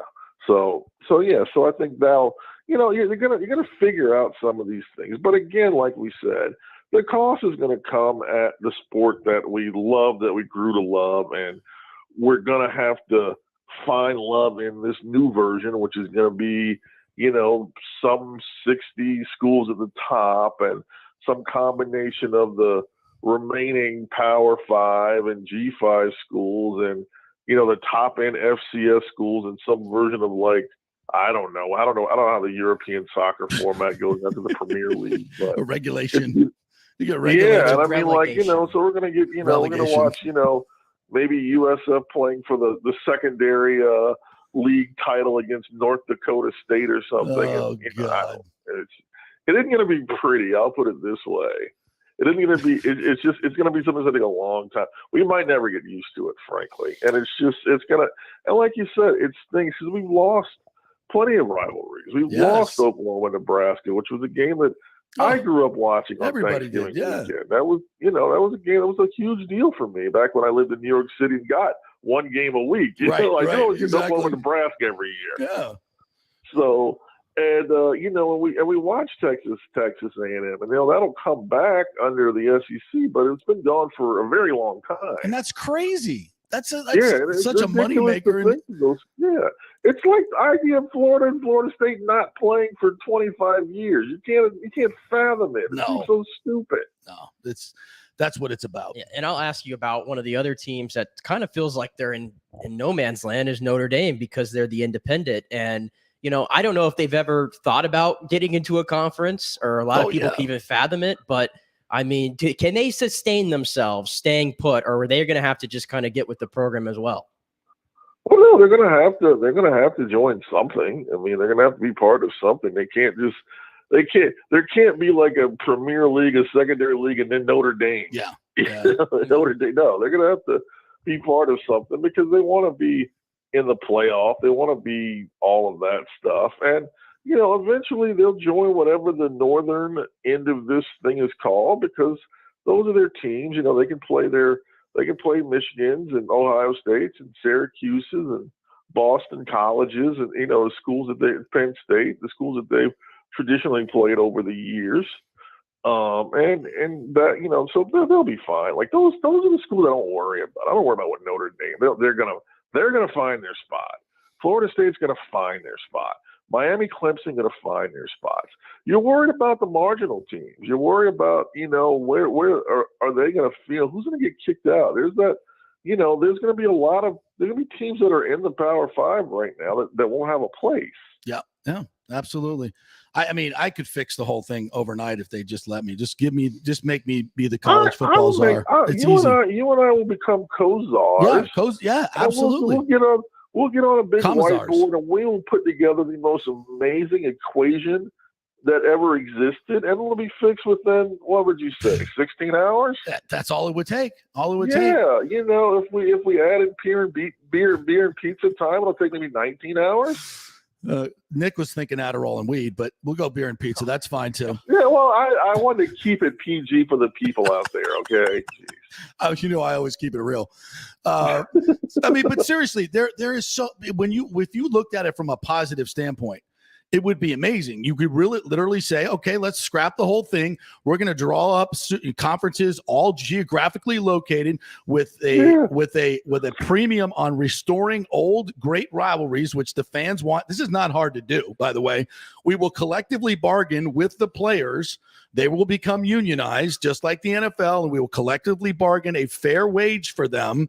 So we'll set up just like the NFL, free agency periods, which is portal periods. You're going to be limited in your portal. So the players are going to be making money. They'll be shared in the revenue. Everybody will be on a level playing field, collectively bargained, and then putting out TV packages, regional TV packages for the entire nation. Can you imagine the numbers on those? The money that would come in. Oh my God! We especially with the way, especially with the multi-platform options you have today. You're beyond just network television. Oh, you're talking Amazon, Apple. They're all going to want to get a piece of that pie and make it easy for everybody to watch. Regional sports networks. I mean, because these teams are playing in publicly funded stadiums. Maybe we shouldn't have to pay streaming rights for all these. And you could make so much money off. Imagine all the corporate people that are jumping on board. I would also cap head coaching salaries at like $7 million. I would slot in coaches' salaries so there's some cost certainty for these players. This is not hard to do. And you would reinvigorate everything in terms of and making it a level playing field. So you'd have a lot more players. I mean, in terms of teams that could be in it every year. There's no more ranking systems. You win your division, you get into your conference championship game, you advance to the playoff, and you win. It would just be like a gigantic NFL. And it would be unbelievable. And you could restore all this stuff and get rid of all these silly freaking stupid conference rushes of USC and UCLA going to the freaking Big Ten. It's easy. It's not hard to do in terms of coming up with a good plan. Implementing it would be hard, but there's a lot of great assets there that could turn this back into something unbelievably wonderful. Right? And at the end of the day, it should be decided on who's recruiting the best, who's being the best coach team. It shouldn't be based on the fact that Arkansas is going to be bringing in twice as much money as another school, as Oklahoma State is. It should come down to, what, these guys are recruiting their asses off. They're going to probably win because they got some great players in there. Yeah. And Imagine that's what that. it used to come down. He said that who had to, and believe it or not, college football used to be strictly about who had the best players. Yes. And who coached them up and how they played on Saturday. Exactly. Yeah. And it's not just restoring old rivalries, but, having geographical games that make sense that fans want. Fans want. The Florida State South Carolina game was fun. It would still be fun. Yeah. They weren't rivals technically, but geographically the game always made tremendous amounts of sense. The Florida State Georgia, maybe we could have that as and think about it in scheduling when you could have 8 conference games and then you have your 4 at-large games would be great. Because you could start scheduling, FSU wouldn't be playing. Games would be tremendous. And it wouldn't matter how many good teams you had on your schedule because if you win your division and you get to the conference championship, you're in. You could have 3 losses and still get in because you're playing a tough schedule out of and that would be great for the fans because imagine if the non-conference schedule for Florida State were Georgia, Alabama, LSU, instead of, North Texas State. Nobody wants to see these games anymore. Duquesne. Yeah, Duquesne. I'm going to watch Duquesne at 5 p.m. in August. Oh, my God. I don't even want to do that. And I love college football. Yeah, it's like how many thunderstorm delays do I want to sit through to watch Duquesne? Oh, my God, yeah. Yeah, I mean, the one thing that college basketball always had right was the scheduling aspect. Yeah. It was like, guys, the better schedule you play, the better chance you have of making the tournament. So teams are just saying, we're playing these incredible tournaments. Yeah. That first month of the season is nothing but top 10 games against each other. Yeah, but unfortunately, the grown-ups, too much greed. They wouldn't make changes when they should have made changes, and this is what we get. And we have great ideas, but whether they'll ever be implemented, probably a long shot to say the best. All right. Yeah, it's just a money pot. Yeah. Any thoughts on the Nick Paul re-signing here and what Brisebois is going to do here? What's happening with McDonough? Your thoughts? The Nick Paul thing, it was something that they had to do. It's a lot of terms. 7 years is, but at 3.15 annual average, that's pretty darn good for that guy. I think, you're getting a guy 27 years old, an absolute horse, 6'4", 225, 230 pounds, became a fan favorite overnight just by the playing style. It gave he won you your first round series, and you gotta. That guy, I think, has a tremendous amount of value. I'm surprised at the McDonough news, but at the same time, it's a big contract. I know he's got to move some things around. I know people were really harping on Killorn and talking about that one. But at the end of the day, you got to trade the guys that have value are the ones that are gonna bring you something back. And I think it's going to be a tough balancing act for them this year. Well, I think they're still in a great situation with the deals that they have in the court signed up, at least for the next 3 or 4 years. So that's the good news. And I think that I trust Brisebois. He's made this team better every move he's made. And even though they don't maybe have a lot of guys waiting in the wings, they seem to find guys that they can bring in. Nick Paul being a great example of that. I thought Hagel. I think we wanted more on the score sheet, but he gave us a lot of different things. And I think it may be time for Cal Foote, and I think he had a surprising year. I think people in the organization are really pleased the way he stepped up. Would you agree with that? Yeah, I think they definitely thought Cal made some strides this year. They're still hoping. There's still more to do with him, especially with his skating. They really couldn't put him in that series against Colorado for that reason. But there's another off season, and you expect the young man to work hard. He comes from great stock. I was just watching the Unrivaled thing on E60. That's great, by the way. So good. And, his dad, Adam, was a tremendous player in this league, so he knows what to do. Yeah, absolutely.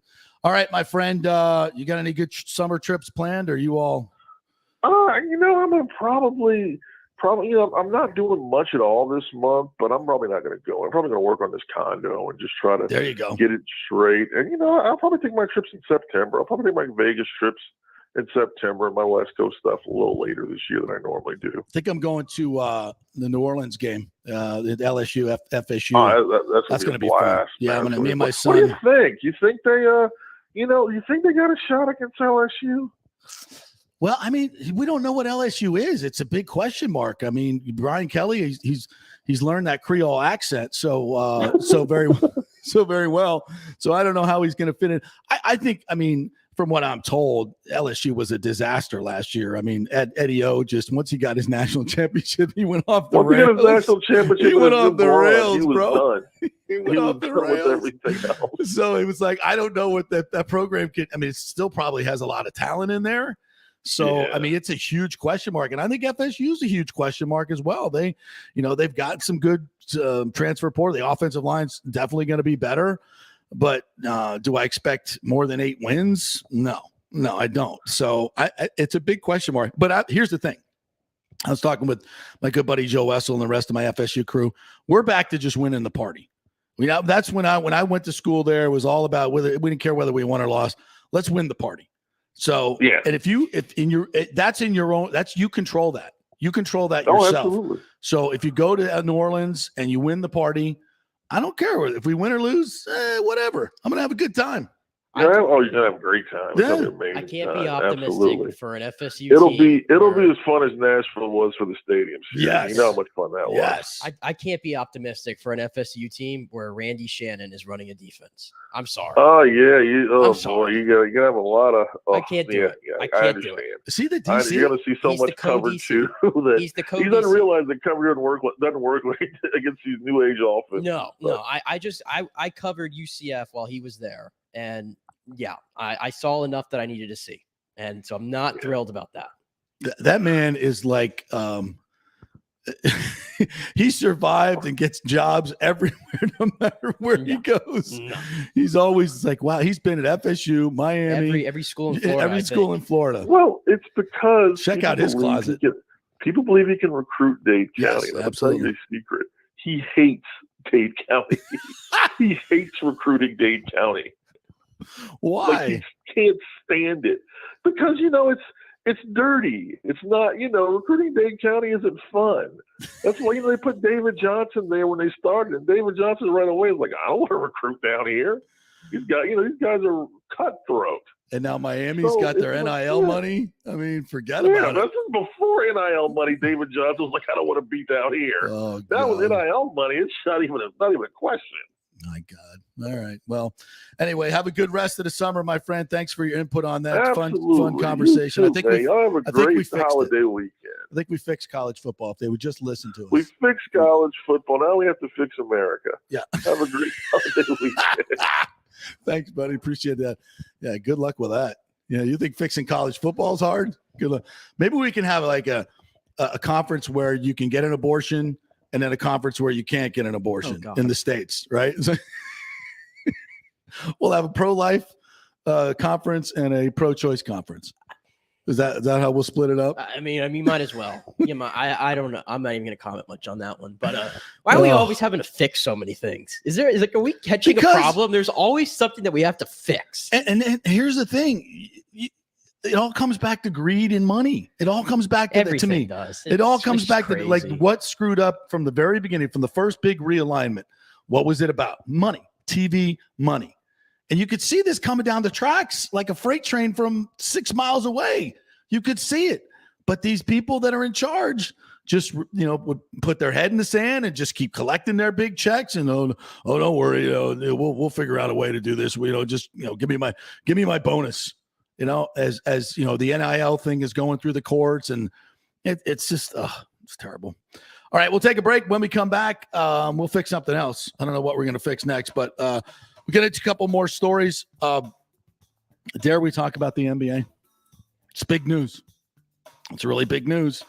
So we'll get into that when we come back, and more a question of laughing about it. And more Lightning news as well as they lose an assistant coach to the Red Wings. Stay with us.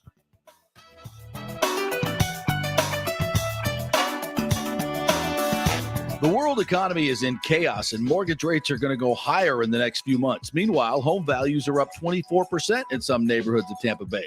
Do not miss this opportunity to refinance your home, get some much-needed cash to handle skyrocketing inflation, and fill up your car.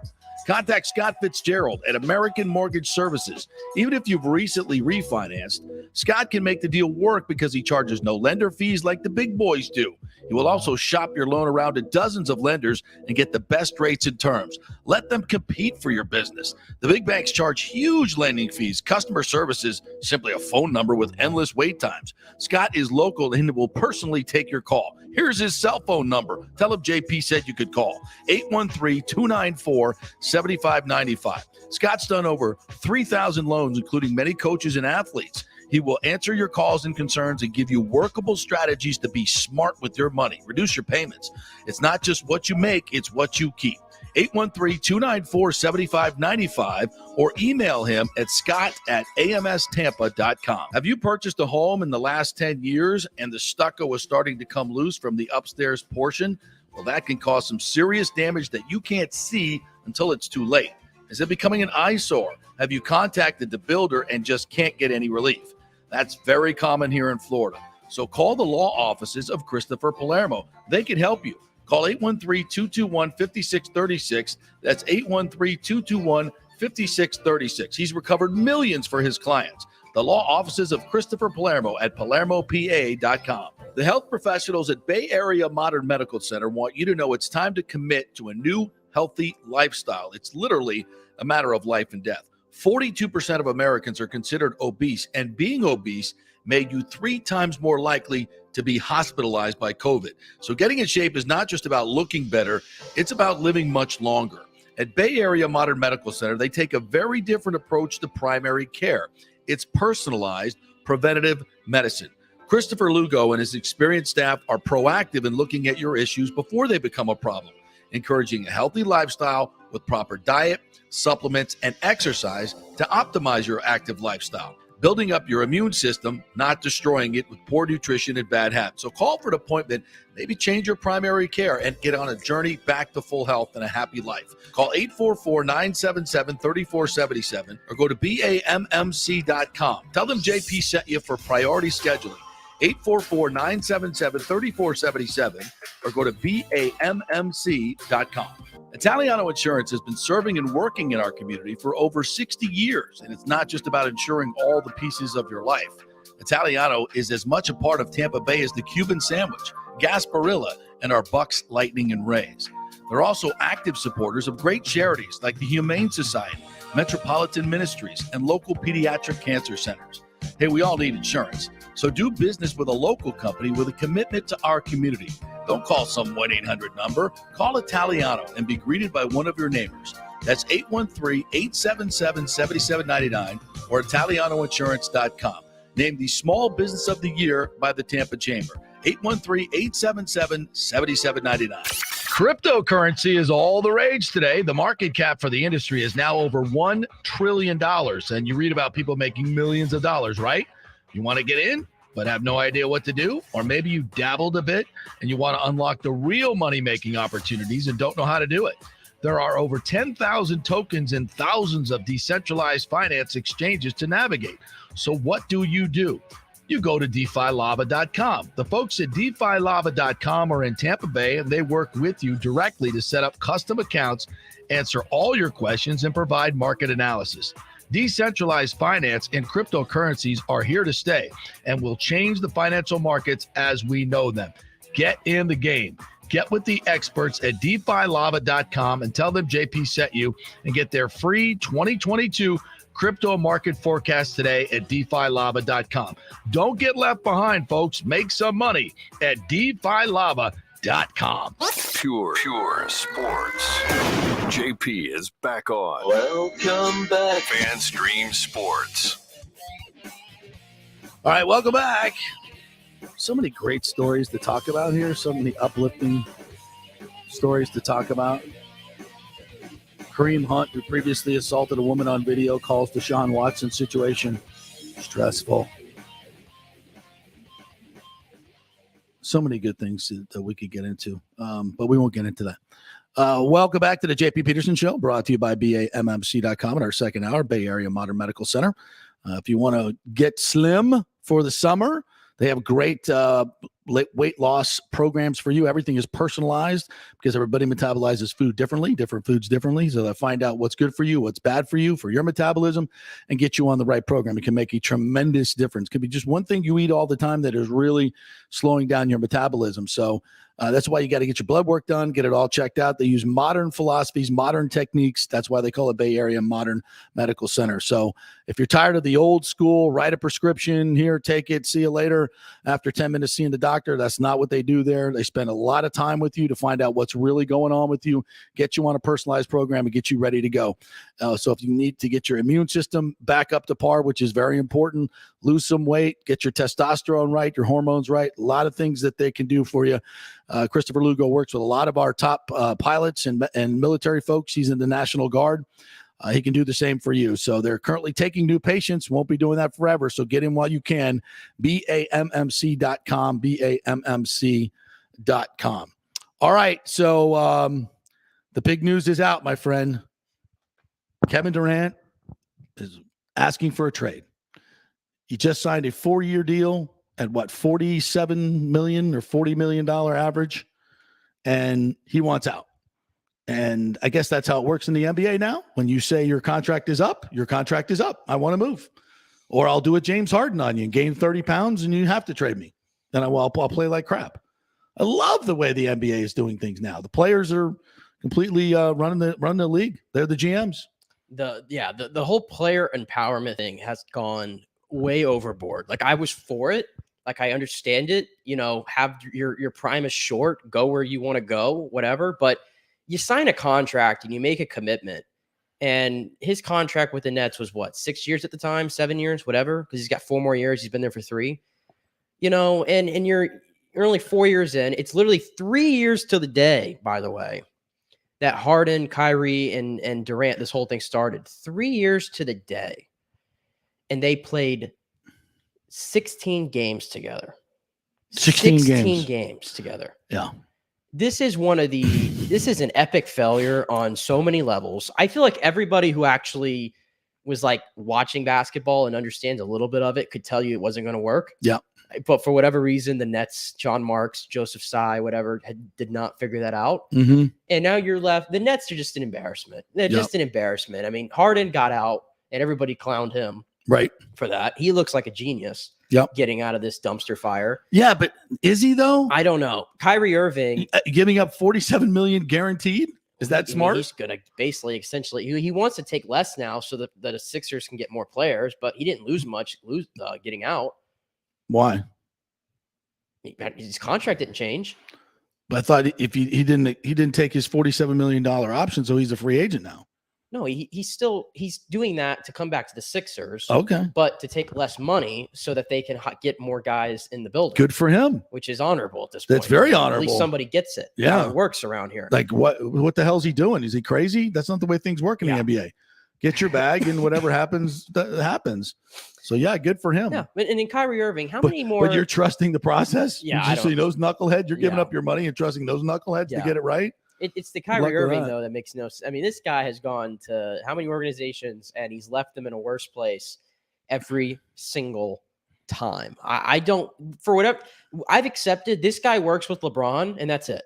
There's nobody else this guy can play with except for LeBron. So where is LeBron? My guess is LeBron's heading back to Cleveland.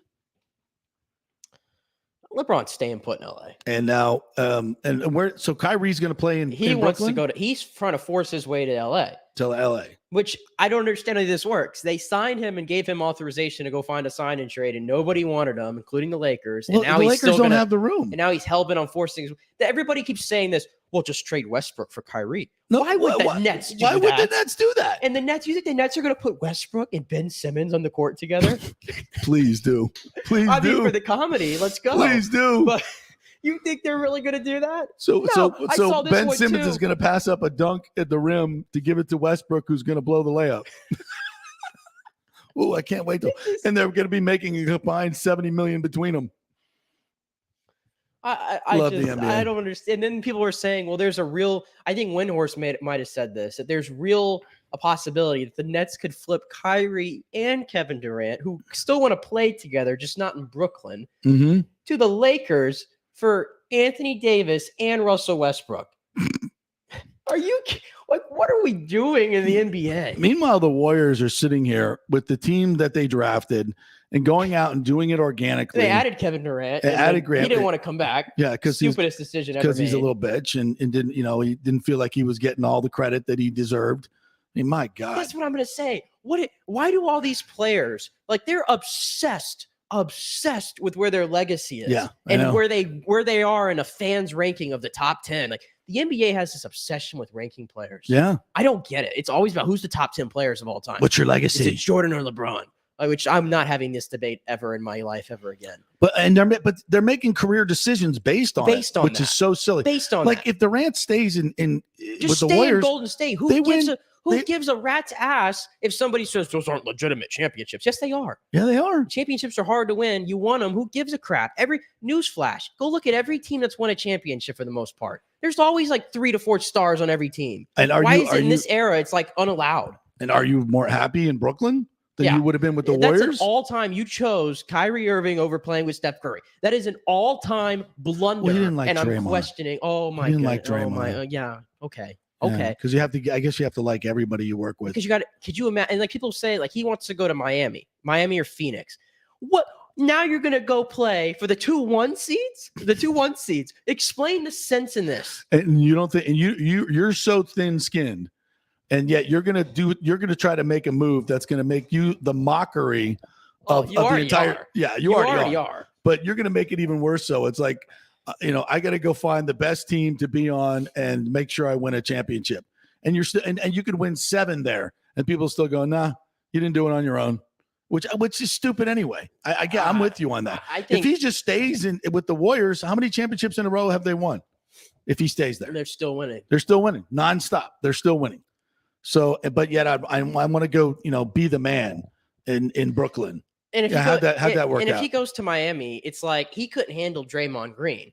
Jimmy Butler's cut from the same cloth as Draymond. That's right. If Jimmy Butler doesn't think you have dog in you or you're not about that, he don't want you. No. So as much as everybody wants to fantasize about that with Miami, that feels like a ticking time bomb waiting to happen there. Yeah. That does. He wants to go to Phoenix. I mean, the Nets want Devin Booker back. That's never going to happen.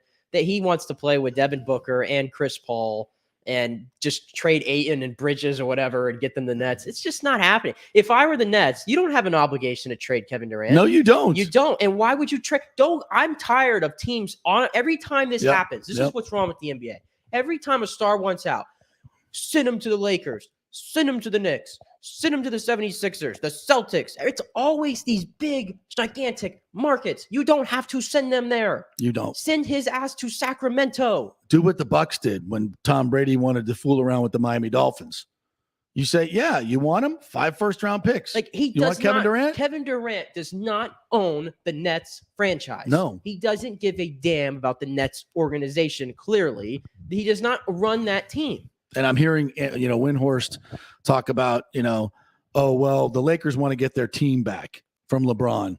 And the Brooklyn's like, I want to get my team back from Durant. It's your freaking team. You let it happen. Yes. You let it happen. How many head coaches have the Lakers had since LeBron's?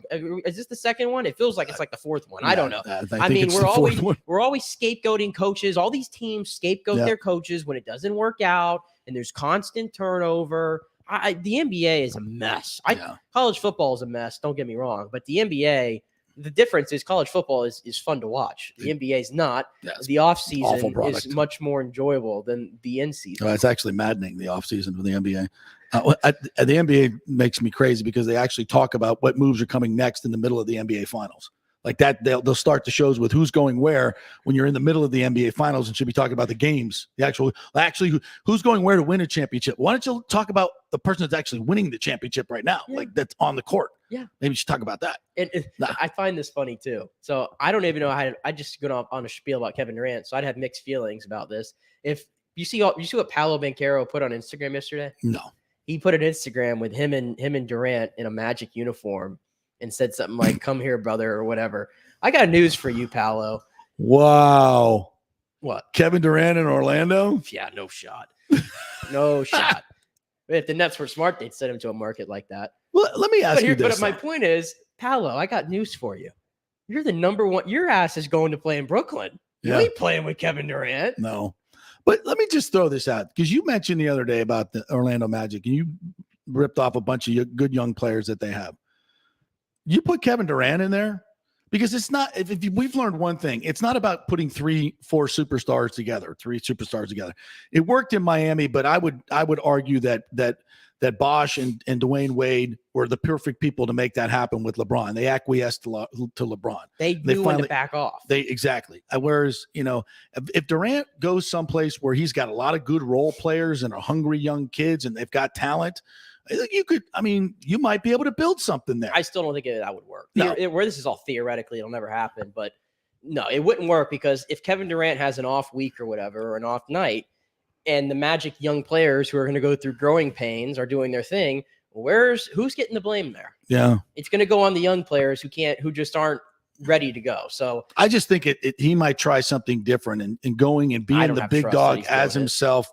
And, it doesn't have to be Orlando, because there could be other places where he could go and fit in and be that extra guy.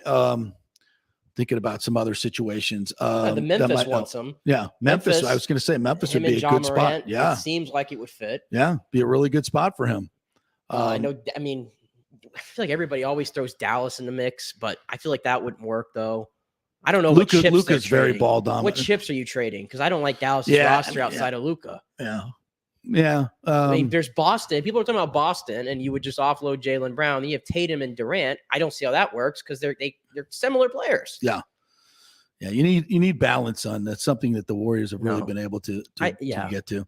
Well, you didn't mention this as far as the Lightning go. Derek Lalonde is now moving to Detroit to join Steve Yzerman in Tampa Bay Lightning North, and to be the new coach of the Red Wings. And Derek Lalonde, I think, was really a big part of what the Lightning did the past few years. He's really, I think, the X's and O's guys behind a lot of what went down with the Lightning a few years. It's going to be a big loss for the Lightning. I think it's a huge gain for Detroit. And tell you what, the Red Wings, they've got a good young core.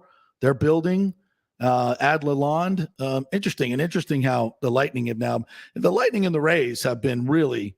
It's funny, because those teams have been just absolutely cannibalized in terms of their front office and coaches. Yeah. And the Bucks have not. You would think that they would be the one to lose their coordinators, but they did not. But here's Derek Lalonde. I don't know if it materially affects what happens to the Lightning, to be quite honest. I mean, John Cooper's a great coach, obviously. They seem to find some really good assistant coaches. And it looks like they're going to be able to keep Jeff Halpern for at least another year before he gets an eventual coaching job. Stevie Y clearly he loves the Lightning. Yeah. I mean, he was one of the first guys to fire his coach, Jeff Blashill, there.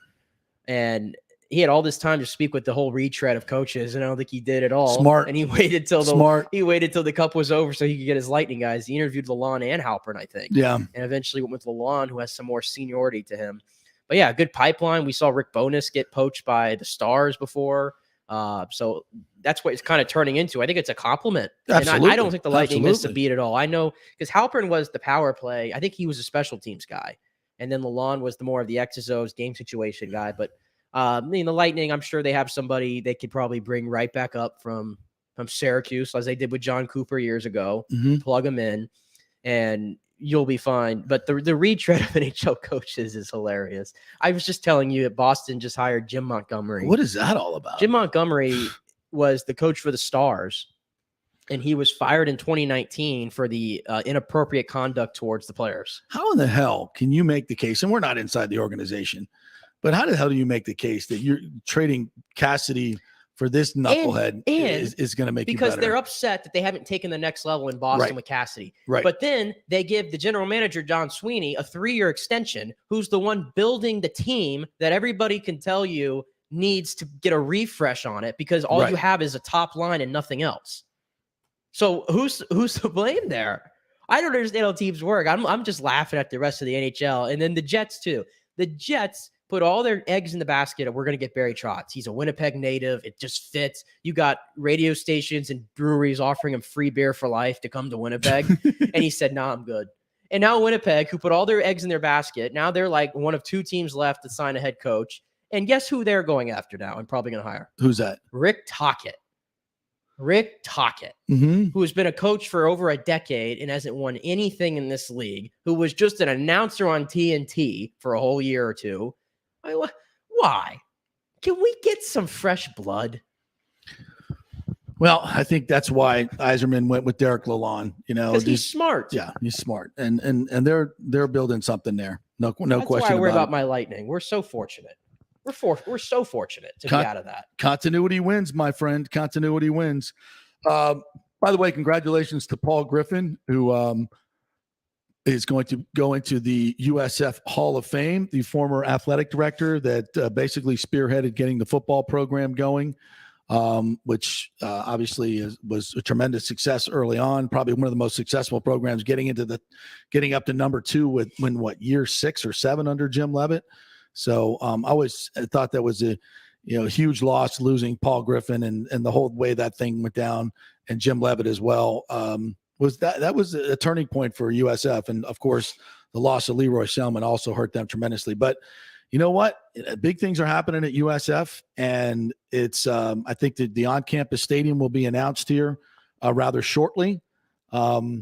I think they have great new leadership in the president's role there that is definitely paying much more attention to athletics than previous regimes. No question about that. And being patient as well. And being patient. And, I think Michael Kelly is the man to lead them into this new realignment world. I see them probably moving into a quote Power 5 conference in the next couple of years. There, as these other conferences expand, the lower conferences have slots, and I think they're going to get it. If I'm not mistaken, doesn't Michael Kelly have significant ties to the ACC? Yeah. He worked for the ACC for many years, and then ran the national championship. So he's got a lot of contacts within the playoff, and so that and all just that seems like a natural fit. Yeah, absolutely. And that would be huge for USF. I mean, to join the prestigious conference that's obviously losing a lot of prestige. I don't think they're, and hey, if the ACC could find a way, I mean, they still have a lot of great assets. If they could find a way to pilfer a couple other teams or just stand pat and get a better TV deal, which I don't know how they're going to do that because they signed like a 25-year TV deal. It's ridiculous. Yeah, I was thinking about like the rest of the ACC conference, if they were to stay together or if they have to go elsewhere. We mentioned the top 4. I feel like NC State, you almost have to throw them in there too. NC State is, when you look at projections for next year, a lot of top people 10 team picking them in the top 10, top 15. So they have a chance here. This is pivotal moment for them to make themselves very desirable. I'm trying to think what else in the ACC. Virginia Tech maybe would have some value there. Yeah.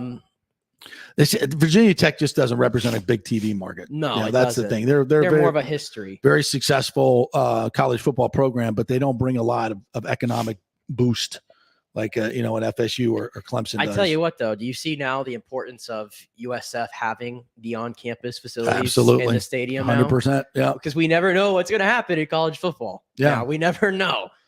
So the importance of having that and making yourself a desirable program is more important than ever now. Yeah, and the ACC could look to just expand, re-up with their teams and keep their properties and go out and get a USF. USF now, because the ACC has been staunchly against expanding. Now they have to look at other teams, and if they're looking out there, well, what are they targeting?